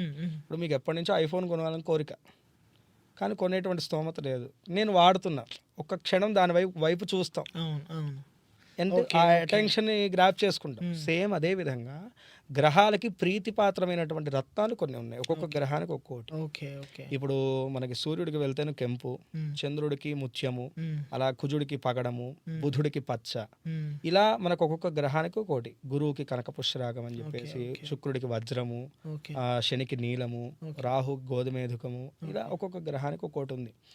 ఈ కేతువుకి వైఢూర్యం అని. ఎందుకు అసలు రత్నం అనేటువంటిది ఎందుకు పెట్టుకోవాలంటే, అది కూడా ఎలా సూచించాలంటే ఒక జ్యోతిష్యుడి దగ్గరికి వెళ్ళే సూచించుకోవాలి, ఎలా పడితే సొంతంగా పెట్టుకోవడానికి లేదు. మామూలుగా ఏంటంటే బేసిక్గా ఒకప్పుడు ఇంత జాతక అవగాహన లేదు. ఫస్ట్ ఆఫ్ ఆల్ ఎవరికి డేట్ ఆఫ్ బర్త్లు ఇవన్నీ బర్త్ చార్ట్ తీయడానికి అంత ఇన్ఫర్మేషన్ లేదు, కాబట్టి ఇక పేరుని బట్టి ఆ రాశిని ఎంచుకునేవాళ్ళు. ప్రతి ఒక్క పేరులోనూ ఇప్పుడు చూ, చే, చోళ, అశ్విని, చా అనేటువంటి అక్షరం నుంచి లా అనేటువంటి అక్షరం వరకు డీటెయిల్స్ లేవు అట్లా సూచించేవాళ్ళు. సూచించేసి ఇప్పుడు రత్నం ఎలా సూచించాలి, ఆ రాశికి ఒక అధిపతి ఉంటాడు, ఆ నక్షత్రానికి ఒక అధిపతి ఉంటాడు, దాన్ని బట్టి ఆ రత్నాన్ని సూచించేవాళ్ళు పెద్దవాళ్ళు. అలా అయిపోయింది, ఆ జనరేషన్కి అది సరిపోయింది. కానీ ఇప్పుడు ఏంటంటే మన దగ్గర ఫుల్ ఆఫ్ ఇన్ఫర్మేషన్ ఉంది. ఇప్పుడు కొంతమంది చూసుకుంటే కనకపుష్యరాగం, ఇందాక మనం చెప్పుకున్నట్టుగా గురుబలం ఉంటే కనుక అన్నీ సిద్ధిస్తాయి, కానీ కొంతమంది కనకపుష్యరాగం పెట్టుకుంటే కరెక్ట్గా ఉండదు, వాళ్ళకి అన్ని ఎదురు దెబ్బలు తగులుతూ ఉంటాయి. ఎందుకు అంటే కనుక నీ యొక్క జాతకంలో గురుబలం సరిగ్గా లేదు, అది తెలుసుకోకుండా నువ్వు పెట్టుకోవడం వల్ల దాని యొక్క నెగిటివ్ ప్రభావం మరింత పెరిగింది. అంటే ఏదో కొంచెం చూపెట్టాల్సింది, ఏదో సందర్భంలో చూపెట్టాల్సింది పోయి నీకు ప్రతి విషయంలో చూపిస్తుంది. ఇప్పుడు ఏదో పని మీద బయటికి వెళ్తున్నావు, అడ్డంకులు కలుగుతాయి, అంటే అంటే నీకు రోజు నిత్య జీవనంలోని ఇబ్బంది పెట్టకూడనిది కూడా నీ యొక్క రత్నాన్ని పెట్టుకుని దాన్ని ఆకర్షిస్తున్నావు. ఓకే.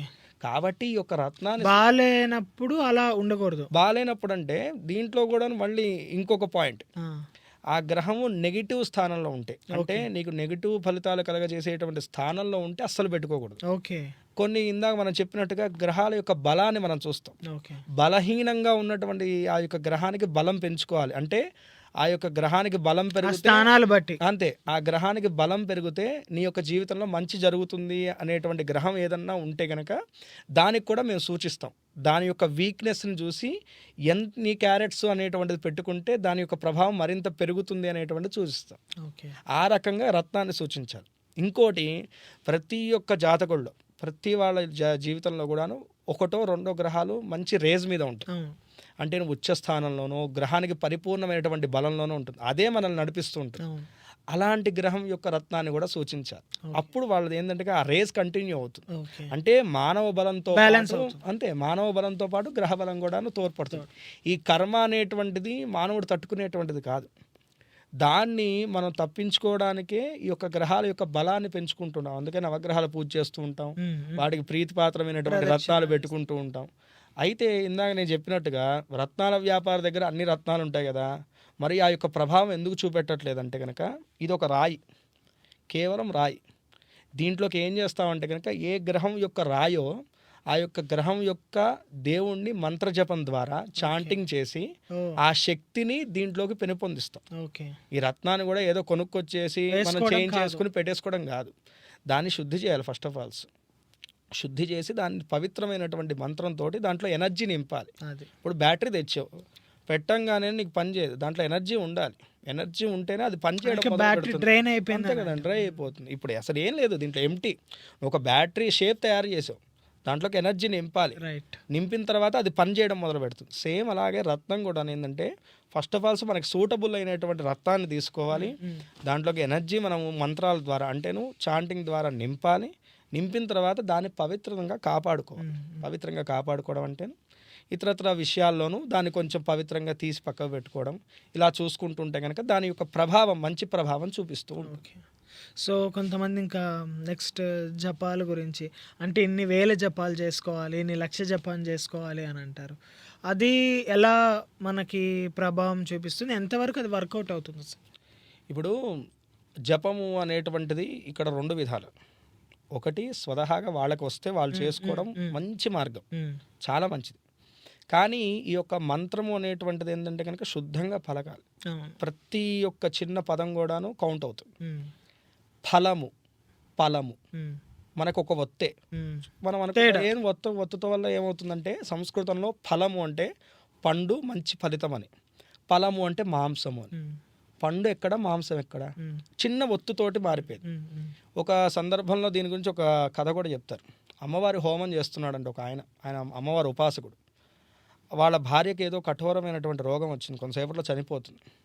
అయితే వాళ్ళ గురువుగారి యొక్క ఉపదేశం బట్టి ఆ మంత్రాన్ని ఉపదేశం తీసుకునేసి మమ భార్యాం రక్షయంతు స్వాహ, ఇది మంత్రం. తన భార్యని కాపాడాలనేటువంటి ఆతృతతోటి ఫాస్ట్గా చెప్పేస్తున్నాడు. ఇన్ని కోట్ల సార్లు జపించాడు. ఒక్కసారి పొరపాటున నాలిక తడబడి మమ భార్యాం భక్షయంతు స్వాహ అనేసాడు. రక్షయంతు అంటే అమ్మ నా భార్యని కాపాడు అని. భక్షయంతు అనగానే లోపల నుంచి ఒక రాక్షసి వచ్చేసి ఆ భార్యను మింగేసిందంట. అంటే ఇన్ని కోట్ల సార్లు చేసినటువంటి జపం సంపూర్ణం కాలేదు కాబట్టి దాని ఫలితం చూపెట్టలేదు. ఇక్కడ నువ్వు తప్పు చెప్పావు కాబట్టి అక్కడ ఆ యొక్క జపం చేసినటువంటి ఫలితం పోయింది కాబట్టి రాక్షసి వచ్చి ఆ మృత్యు ఏదైతే నీ భార్యను పట్టుకోవాలో అది పట్టుకుని తీసుకెళ్ళిపోయింది. అంటే ఈ మంత్ర సాధన అనేటువంటిది అంత ఒళ్ళు దగ్గర పెట్టుకుని చేయాల్సినటువంటిది. అందుకని ఏంటంటే ప్రతి వాళ్ళకి మంత్ర సాధన మనం చెప్పలేం కాబట్టి బ్రాహ్మణులు చేస్తారు ఈ మంత్ర సాధన. ఈ మంత్ర సాధనకు కూడాను ప్రతి వాళ్ళకి కూడాను ఒక్కొక్క గ్రహానికి ఒక్కొక్క సంఖ్య ఉంటుంది. ఎందుకంటే ఆ పరిపూర్ణత రావడానికి, ఆ ఫలితం అనేటువంటిది రావడానికి ఈ చాంటింగ్ అనేటువంటిది చేస్తారు. ఈ జపశాంతుల్లో కూడా 4 విధాలు, అంటే ఆ కంప్లీట్నెస్ రావడానికి 4 విభాగాలు: జపము, తర్పణము, హోమము, దానము. ఈ 4 ప్రక్రియలు కంప్లీట్ చేస్తేనే మనకు ఆ జపశాంతి అనేటువంటిది కంప్లీట్ అవుతుంది. శాంతి, దేనికి శాంతి? గ్రహానికి శాంతి. ఇందాక మనం చెప్పుకున్నాం కదా, ఒక్కొక్క గ్రహము నెగిటివ్ స్థానంలో ఉంటే దాని ప్రభావం చూపిస్తుంది తగ్గించుకోవడానికి. అందరూ ఏమనుకుంటారంటే మా గురువుగారు పూజ చేశారు, రేపటి నుంచి నన్ను ఏ శని ఏం చేయలేదు, ఏ రాహు ఏం చేయలేదు. ఎంత పెద్ద గురువుగారు చేసినా సరే దాని ప్రభావం చూపిస్తుంది, కానీ అది చూపెట్టేటువంటి ప్రభావాన్ని తగ్గింపచేసుకునేటువంటి ప్రక్రియ. ఎక్కడో విన్నా నేను, పెద్ద ఒక లైక్ పెద్ద యాక్సిడెంట్ అవ్వాల్సిన చోట యాక్సిడెంట్ అవుతుంది కాబట్టి చిన్న దెబ్బ తగ్గ బండికి దెబ్బ తగులుతుంది, అది. మనకి తగులుతుంది అంతే. ఇప్పుడు ఏంటంటే కనుకను రోగం వచ్చిందండి, మాత్ర వేసుకోకపోయినా దాని యొక్క ప్రభావం చూపిస్తుంది, మాత్ర వేసుకున్నా దాని ప్రభావం చూపిస్తుంది. కానీ అదేంటంటే మాత్ర వేసుకుంటే కొంచెం ఉపశమనాన్ని కలగజేస్తుంది, వెంటనే తగ్గదు కదా. తగ్గదు. అది. ఇప్పుడు గ్రహాలు ఎంతో శక్తివంతమైనది, దైవీకమైనటువంటి, అవి కలగజేసేటువంటి తుచ్చమానములైనటువంటి మనం ఎలా అనుభవించగలం? మనం కేవలం నిమిత్త మాత్రం. ఊపిరి ఒక్క క్షణం ఆగిందంటేనే పోతాం, దేనికి పనికిరాని శరీరం. ఇలాంటి శరీరము అంత దైవీకమైనటువంటి శక్తిని తట్టుకోలేదు కదా, అందుకనే మనం అంత బాధను అనుభవిస్తాం. దాని నుంచి ఉపశమనం పొందడానికి ఇప్పుడు వేడి కాలేటువంటి నూనె ఉంది, అది మీద పడంగానేను మనం ఏదో ఆయింట్మెంట్ రాసుకోగానే ఉపశమనం కలుగుతుంది. ఆ విధంగానే పరిహారం చేసుకోవడం వల్లను ఆ గ్రహం యొక్క ఉపశమనం. సో మీరు చెప్పినట్టు దానం కానీ, ఆ తర్పణం కానీ, హోమం కానీ అండ్ జపం కానీ. అంతే అండి. ఇది ఈ యొక్క 4 ప్రక్రియలన్నీ కలిపే జపశాంతులు అంటారు. ఇది తీవ్రమైనటువంటి దోషం ఉంటే కనుక సూచిస్తారు అన్నమాట. ఇప్పుడు కొంతమంది చేయించుకుంటారు గుళ్ళల్లో, మీరు అన్నట్టు పూజారులు వాళ్ళు చేస్తారు. అది మన మీద తగ్గుతుంది, అది మన మీద. ఇప్పుడు నాకు దోషం ఉంది, నా పేరు మీద ఒక పర్సన్ చేశాడు, అది ఎలా తగ్గుతుంది? అంటేను ఇక్కడ దేన్నైనా సరే ఉద్దేశం అండి, యద్భావం తద్భవతి. ఇప్పుడు మనం ఒక వ్యక్తిని చూసేటువంటి దాన్ని బట్టే ఆ యొక్క వ్యక్తి యొక్క ఆలోచన విధానం అనేటువంటిది ఉంటుంది. అంటే ఇప్పుడు నేను మిమ్మల్ని మంచిగా చూస్తున్నాను, ఒక మంచి విధానంగా చూస్తున్నాను, మీరు మంచి వ్యక్తిగానే కనపడతారు. మీకు నేను చెడ్డవాడిగా చూస్తాను, చూసిన దగ్గర నుంచి అసలు మీరు నాకు నచ్చట్లే. మీరు మంచివాళ్ళైనా సరే నాకు చెడ్డవాళ్ళగా కనపడుతున్నారు. ఇక్కడ మార్పు మీలో లేదు, నాలో ఉంది. సేమ్ అదేవిధంగా ఇక్కడ జపం చేసేటువంటి అనుష్ఠానం చేసేటువంటి వాడు ఏంటంటే కనుక ఇక్కడ ఒకటే భావన ఉంటుంది, మనం ఆ వ్యక్తికి మంచి జరగడానికి చేస్తున్నాము, సంకల్పము అనేటువంటి చేస్తాం. సంకల్పం అంటే ఏంటంటే అసలు ఎందు గురించి చేస్తున్నాం ఈ పని. అంటే మనం ఏదైనా పెద్ద పని అనుకున్నప్పుడు ఒక ప్రోగ్రెస్ ఎలా అయితే మీరు ప్రిపేర్ చేసుకుంటారో ఆ విధంగానే పూజా విధానంలో సంకల్పము అనేటువంటిది ఉంటుంది. అసలు మనం కూర్చుంది ఎందుకు, ఈ పూజ ఎందుకు చేస్తున్నాం అనేటువంటిది అక్కడ ముందుగా మనం చెప్పుకుంటాం. దాంట్లో ఏం చేస్తామంటే పలానా వ్యక్తి గురించి, పలానా దోష నివారణ గురించి నేను అతని తరపున చేస్తున్నాను అని చెప్పేసి సంకల్పం చేసుకుంటాం. ఇక్కడ కూడా ఏంటంటే కనుక ఆ చేయించుకునేటువంటి వ్యక్తి కూడా ఏం చేస్తారంటే, అయ్యా నాకు మంత్రానుష్ఠానం లేదు కాబట్టి నా తరపున మీరు ఈ యొక్క జపాన్ని చేసి పెట్టండి అని చెప్పేసి ఒక తాంబూలాన్ని ఇస్తాడు. ఓకే, అంటే ఒక కాంట్రాక్ట్ బేస్గా మీరు నాకు ఇస్తున్నారు. ఇప్పుడు మనకి కరెక్ట్ ఎగ్జామ్స్ టైంలో స్టూడెంట్కి ఏదైనా హెల్త్ ప్రాబ్లం వచ్చి సడన్గా యాక్సిడెంట్ అవుతూ స్క్రైబ్ పెట్టుకుంటారు, ఒకరి బదులు ఇంకొకరు రాసినట్టు. సో ఆ విధంగానే అనుకోవచ్చు. ఇప్పుడు మీ తండ్రి గారు ఉన్నారు, మీ తల్లి గారు ఉన్నారు, మీరు ఎక్కడో యూఎస్లో ఉన్నారు, మీకు పలానా దోషం ఉందని చెప్పేసి నా బోటివాడు చెప్పాడు. ఇప్పుడు మీరు అక్కడ యూఎస్ నుంచి ఇక్కడికి వచ్చి పూజ చేయించుకోలేరు కాబట్టి అక్కడ ఏం చేస్తామంటే కనుక మమ కుమారస్య, నా కొడుకు గురించి నేను చేస్తున్నాను. సేమ్ అదేవిధంగా మమ యజమానస్య, నా యొక్క ఎవరైతే కనుక నేను ఉద్దేశించి చేస్తున్నానో ఆ వ్యక్తి తరపున నేను చేస్తున్నాను సంకల్పం చేస్తున్నాను. ఇది ప్రధానమైనటువంటి. మీకు ఏదైనా సరే నేను ఇవ్వాలంటే ఒకటి ఈ యొక్క విశ్వసృష్టిలో 2 పదార్థాల ద్వారా ఇవ్వడం, ఒకటి అగ్ని, 2 జలము. అందుకనే మనం ఈ యొక్క జపం చేసినప్పుడు ఏంటంటే కనుక ఆ జలము చేత అంటే నీళ్ల చేత ఆ చేసినటువంటి తపస్సునంతా కూడా ఒక చోట ధారపోసి అది తీర్థంగా ఇస్తాం. అది స్వీకరించడం వల్ల ఈ జపశక్తి అంతా ఎక్కడికి పోయింది, ఆ తీర్థంలోకి పోయింది, మేము వదిలిపెట్టినటువంటి తీర్థంలోకి పోయింది. అంటే ఇంతసేపు నేను చేసినటువంటి ఈ చాంటింగ్ యొక్క ఫలితం నాకు వద్దు, నేను చేసినటువంటి వ్యక్తికి చెందుగాక అని వదిలిపెట్టేస్తాం. అది ఎప్పుడైతే నువ్వు భక్తిగా తీసుకుంటామో మరుక్షణమే మేము చేసినటువంటి ఫలితం నీకు వచ్చేస్తుంది. రైట్. ఆ రకంగా మనం అందుకనే హోమం కూడా, ఎందుకంటే దేవతలకు కృతజ్ఞత. ఇప్పుడు దేవతలకు మనం ఆహారం పెట్టాలి. ఇప్పుడు నీకు ఒక మంచి చేశాను, నేను ట్రీట్ ఇస్తావు నువ్వు నాకు. ఆ విధంగా నువ్వు దేవతలకి ట్రీట్, ఇప్పుడు నిన్ను ఆశీర్వదించడానికి నువ్వు వైకుంఠవాసుడైనటువంటి శ్రీనివాసుడిని అయ్యా శ్రీనివాసం ఆవాహయామని కలశం మీద వేయంగానే ఆయన అక్కడి నుంచి వస్తున్నాడు నీ ఇంటికి. ఆ కృతజ్ఞతాభావాన్ని ఎలా తెలియజేసుకోవాలి? దేవతలకు ఆహారం పెట్టేంత శక్తి మనకుందా? నైవేద్యం పెట్టేసి అనుకుంటాం, అవి ఎక్కడికి కదలవు, మనమే తింటాం తర్వాత. కానీ దేవతలకు ఆహారం పెట్టేటువంటి ప్రక్రియ ఏమిటయ్యా అంటే దేవానాం ఆజ్యమాహారం అని చెప్పేసి వేదం చెప్తుంది. ఆవు నేతితోటి దేవతలకు ఆజ్యం సమర్పణ చేయాలి. ఎలా అంటే హోమము ద్వారా. హోమము ద్వారా ఇక్కడ నువ్వు బ్రాహ్మణులు చేసినటువంటి తపస్సులు తీసుకుంటున్నావు, హోమము ద్వారా నిన్ను అనుగ్రహించేటువంటి దేవతల యొక్క అనుగ్రహాన్ని కూడా పొందుతున్నావు. ఇది శాంతి ప్రక్రియ ద్వారా మనం పొందేటువంటి పరిపూర్ణమైనటువంటి విధానం. సో అసలు ఎలా అనేది ఇప్పుడు తెలిసింది మనకి. సో ఇందాక మనం కుజ దోషం గురించి మాట్లాడుకుంటున్నట్టు అది ఎలా పరిహారం అవుతుంది? ఇప్పుడు మీరు అన్నట్టు నాకు కుజ దోషం ఉంది, లేకపోతే నేను చేసుకునే అమ్మాయికి కుజ దోషం ఉంది. సో అది నాకు ఉంది, తనకి ఉంది. ఇప్పుడు అది ఎలా సెట్ అవుతుంది? ఒకటి ఇందాక మనం చెప్పుకున్నాం కదా, ఫస్ట్ ఆఫ్ ఆల్స్ ఇది ఏ స్థాయిలో ఉందనేటువంటిది జ్యోతిష్యుడు చూడాలి. చూసిన తర్వాత నువ్వు నార్మల్ అమ్మాయిని చేసుకోవచ్చా, లేదు ఈ యొక్క ప్రభావం ఎక్కువగా ఉందనుకో ఖచ్చితంగా కుజదోషం ఉన్న అమ్మాయినే చేసుకోవాలంటారు. ఇప్పుడు చాలా మంది ఏంటంటే కనుక మా మాట వినేసి ఫిక్స్ అయిపోయారు, ఈ కుజదోషం ఉందరా, కుజదోషం ఉన్న అమ్మాయిని ఎతకాలని చెప్పేసి. అయితే ఈ కుజదోషం అది ఏ లెవెల్లో ఏ లెవెల్లో ఉన్నటువంటిది ఫస్ట్ మనం నిర్ణయానికి రావాలి. రెండు, అధికమైనటువంటి దోషం ఉంటే కనుక దానికి పరిహారం లేదు కాబట్టి ఆ పరిహారం చెందకపోతే ఏమవుతుందంటే కనుక దంపతుల మధ్య గొడవలు రావడం, అన్యోన్యత సరిగ్గా లేకపోవడం, అలా సంతానపరమైనటువంటి ఇబ్బందులు రావడం. ఇప్పుడు కూడా చాలామంది ఈ మధ్య ఏంటంటే ఒక సందేహం అడుగుతున్నారు, ఏమండి మా అమ్మా నాన్నలు ఏ జాతకాలు చూపెట్టుకోలేదు కదా, వాళ్ళ లైఫ్ బాగానే ఉంది కదా, మరి మేము ఇన్ని చూపెట్టుకుంటున్నాం, మా లైఫ్ ఎందుకు ఇట్లా లేదు? రైట్. ఒకటి దీనికి ఒకటే ఒక సమాధానం అండి, అప్పుడులో ఓర్పు ఉండేది. ఎంతమంది వైఫులు ఇబ్బందులు పడ్డారో వాళ్ళకి తెలుసు. కానీ కుటుంబ వ్యవస్థను ఆలోచించుకుని వాళ్ళు దిగమింగుకుని దాన్ని భరించారు. అంటే ఇక్కడ కుజదోషం ఉండడం వల్ల విడిపోతారనేటువంటి భావన ఏంటంటే, విడిపోవడం అంటేను మానసికంగా విడిపోతారు, అది శారీరకంగా కాదు, లేకపోతే ఈ యొక్క వ్యవస్థ పరంగా కాదు. మానసికంగా విడిపోయినటువంటి వాళ్ళు ఒక ఇంట్లో ఉన్నా సరే వాళ్ళు ఒక బానిసగా చూస్తూ ఇంకో వ్యక్తిని ఉంటే కనుకను వాళ్ళ వైవాహిక జీవితం ఏం సరిగ్గా ఉన్నట్టు. ఇక్కడ ఆలోచించుకోవాల్సింది ఏంటంటే, ఇప్పుడు మనకి వ్యవస్థ పెరిగిపోయింది. అప్పట్లో అలా ఇంట్లో ఉన్న ఏదో బతకడం. ఒకటండి, ఒకప్పుడు ఒక పిల్లని పెంచడము, పెళ్లి చేయడమే చాలా పెద్ద విషయం.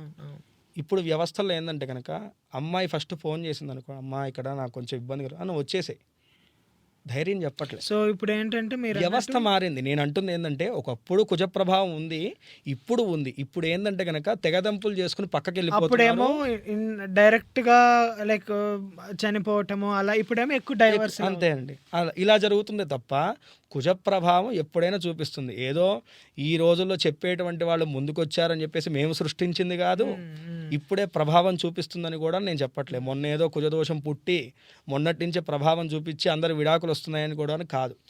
ఏంటంటే వ్యవస్థ మారింది, ఆలోచన విధానాలు మారినాయి తప్ప కుజ ప్రభావం ఎప్పుడు ఒకేలాగుంది. అయితే రెండు, ఈ కుజదోషం ఉన్నటువంటి వ్యక్తిని, కుజదోషం ఉన్నటువంటి వాళ్ళని వివాహం చేసుకోండి అని చెప్పడంలో, సూచించడంలో ఉన్నటువంటి అంతరార్థం ఏంటంటే, నీకు ఏ దోషం లేదు, నేను కుజదోషం ఉన్నటువంటి వాడిని నేను నిన్ను పెళ్లి చేసుకుంటున్నా కాబట్టి నాకున్నటువంటిది నీ మీద ప్రభావం చూపిస్తుంది. అదే నీకుంది, నాకుంది, ఇంకా ప్రభావం చూపెట్టడానికి ఏముంది? నీకు అర్థమైందా? కరెక్ట్. నీ కుజదోషం ఉంది, నీకు ప్రభావం ఎవరికి చూపెట్టాలి? ఇప్పుడు వివాహము, సంతానం అంటే నీ పార్ట్నర్కి చూపెట్టాలి. నీ పార్ట్నర్ అయినటువంటి నాకు కూడా ఉంది, ఇంకెక్కడ చూపిస్తుంది కుజ ప్రభావం? అందుకని అది పరిహారం పొందుతుంది. చాలామందికి ఇంకొక అపోహ ఏంటంటే, లవ్ మ్యారేజెస్ చేసుకుంటారు. వాళ్ళు వివాహం అయిన తర్వాత సంతానపరమైనటువంటి ఇబ్బందులు పడుతున్నప్పుడు ఎప్పుడో జాతకానికి వస్తారు, ఏమండి మాకు ఇట్లా సంతానపరంగా ఇబ్బంది. చూస్తే అమ్మాయి కుజదోషం ఉంటుంది, అబ్బాయికి ఉండదు. ఇప్పుడు ఏం చేయాలి? ఇలాంటి కేసెస్ అయిపోయింది. ఇది కుజ ప్రభావం అనేటువంటిది రెండు విషయాల్లో బాగా ప్రభావం చూపిస్తుంది. ఒకటి మ్యారేజ్ ఇష్యూస్, అంటే మ్యారేజ్ త్వరగా కాదు, చాలా ఆలస్యం అవుతుంది. రెండు, సంతానం కలగకపోవడం కాదు, మిస్క్యారేజెస్ అవ్వడము, లేట్గా అవ్వడము, ఈ రకంగా ఇవన్నీ కుజదోషమే. సంతాన హాని ఎక్కడ కలుగుతుందంటే, ఇందాక మనం చెప్పాం కదా కాలసర్పదోషం, అక్కడ కలుగుతుంది. కుజుడు వల్ల ఏంటంటే సంతానం కలగదు, అంటే త్వరగా కలగదు, దానివల్ల అనేక ఇబ్బందులు పడుతుంటారు. ఇలాంటి కేసెస్లో ఏంటంటే కనుక సామరస్యము అనేటువంటి వ్రతం ఒకటి చేయాలని చెప్పేసి వేదం చెప్తుంది అనమాట. దానివల్ల ఈ కుజ ప్రభావం యొక్క ప్రభావం తగ్గుతుంది. ఇంకోటి, ఈ యొక్క కుజ ప్రభావం యొక్క దోషం ఎక్కడి వరకు ఉంటుంది, కుజదోషం యొక్క ప్రభావం ఎక్కడి వరకు ఉంటుంది, జీవితాంతం ఉంటుందా అనేటువంటి సందేహం కూడా చాలామందికి. దీని యొక్క ప్రభావం ఎక్కడి వరకు ఉంటుందంటే సంతానం కలిగేంత వరకే అని చెప్పేసి జ్యోతిషశాస్త్రం చెప్తుంది. మొన్న ఒక జాతకం వచ్చింది, ఆమెకి 58 ఏళ్ళు, ఆరోగ్య సమస్యలతో ఇబ్బంది పడుతుంటే ఎవరో చెప్పారంట, అమ్మ నీకు కుజదోషం ఉండడం వల్ల నీకు ఆరోగ్య సమస్యలు వస్తున్నాయి. 58 ఏళ్ళ కుజదోషం ఏంది, వాళ్ళకి సంతానం కలిగింది, అన్నీ ఉన్నాయి. ఈ సంతానం ఎప్పుడైతే కలిగిందో అప్పుడే కుజదోషం పరిహారం పొందింది. కాబట్టి ఏదో గ్రహం యొక్క ఇబ్బంది తప్ప అన్నిటికీ కుజ ప్రభావమే, కుజదోషమే అని చెప్పేసి చాలామంది ఇంకోటి ఏమనుకుంటారంటే, కుజదోషం ఉన్న అమ్మాయిని చేసుకోవడం వల్లే నా కెరీర్ అంతా నాశనం అయిపోయింది, నేను దిగజారిపోయాను అని చెప్పేసి భావన చెందుతారు. అస్సలు కుజుడు అనేటువంటి వాడు కెరీర్ మీద డిపెండ్ అయి ఉండదు. కేవలం సంతానపరంగా వాళ్ళ యొక్క దాంపత్యపరమైనటువంటి జీవితం మీదే, వైవాహిక జీవితం మీదే ఆ యొక్క ఇంపాక్ట్ అనేది పర్సనల్ రిలేషన్షిప్, వాళ్ళు ఎలా ఉన్నారు, అంతే. పిల్లలతో పిల్లలు పుట్టడం అంతవరకే. ఏం లేదండి, కుజదోషము అనేటువంటి చేసేది ఏంటంటే వీళ్ళ యొక్క మాట హార్ష్గా ఉంటుంది. వీళ్ళు నిర్ణయించుకుందే ఖచ్చితంగా జరగాలనేటువంటి మొండిదల ఎక్కువగా ఆబ్వియస్లీ అవతల వాళ్ళు ఎఫెక్ట్ అవుతారు అదనమాట. ఇప్పుడు నేను ఇందాక కూడా చెప్పింది అదే, పూర్వకాలంలోనూ ఈ యొక్క కుజ ప్రభావం లేదా అంటే కనుక ఉంది. అప్పుడు ఆటోమేటిక్గా ఒకళ్ళు డామినేట్ చూపిస్తుంటే కనుక ఒకళ్ళు భరించేవాళ్ళు కాబట్టి అది సరిపోయేది. అంటే అది విడాకుల వరకు వెళ్ళకుండా, అప్పుడు విడాకుల వ్యవస్థ అంటే చాలా పెద్ద విషయం. ఈ రోజుల్లో క్యాజువల్ అయిపోయింది. విడాకులు తీసుకుని వాళ్ళు ఎంతమంది ఉన్నారంటే కనుక చేతులు ఎత్తాల్సిన పరిస్థితికి వచ్చింది. ఎందుకంటే పేషెన్స్ తగ్గిపోయింది. అంతకు మించి కుజ ప్రభావం ఏదో ప్రభావం పెరిగిపోయిందని కాదు దీంట్లో. పేషెన్స్ లెవెల్స్ అంతే. సో అన్నీ ఆల్మోస్ట్ అసలు గ్రహాలు అంటే ఏంటి, జ్యోతిష్యం అంటే ఏంటి, మనం చాలామందికి ఉండే సందేహం ఏంటంటే అసలు ఆ కుజ దోషము శని దోషం ఏంటి చాలా భయపడతారు. సో ఇప్పుడు అందరికీ మనం ఈ ద్వారా, ఈ ప్లాట్ఫామ్ ద్వారా అందరికీ ఒక క్లియర్ ఐడియా వచ్చిందని అనుకుంటున్నాను. థ్యాంక్ యూ అండి, thank you very much. Thank you. Video చూసినందుకు ధన్యవాదములు. ఈ వీడియో మీకు నచ్చినట్లయితే లైక్ బటన్ క్లిక్ చేయండి. మరిన్ని వీడియోలు పొందాలంటే దయచేసి సబ్స్క్రైబ్ చేయండి. మీ సూచనలు సలహాలు తప్పక తెలియచేయండి.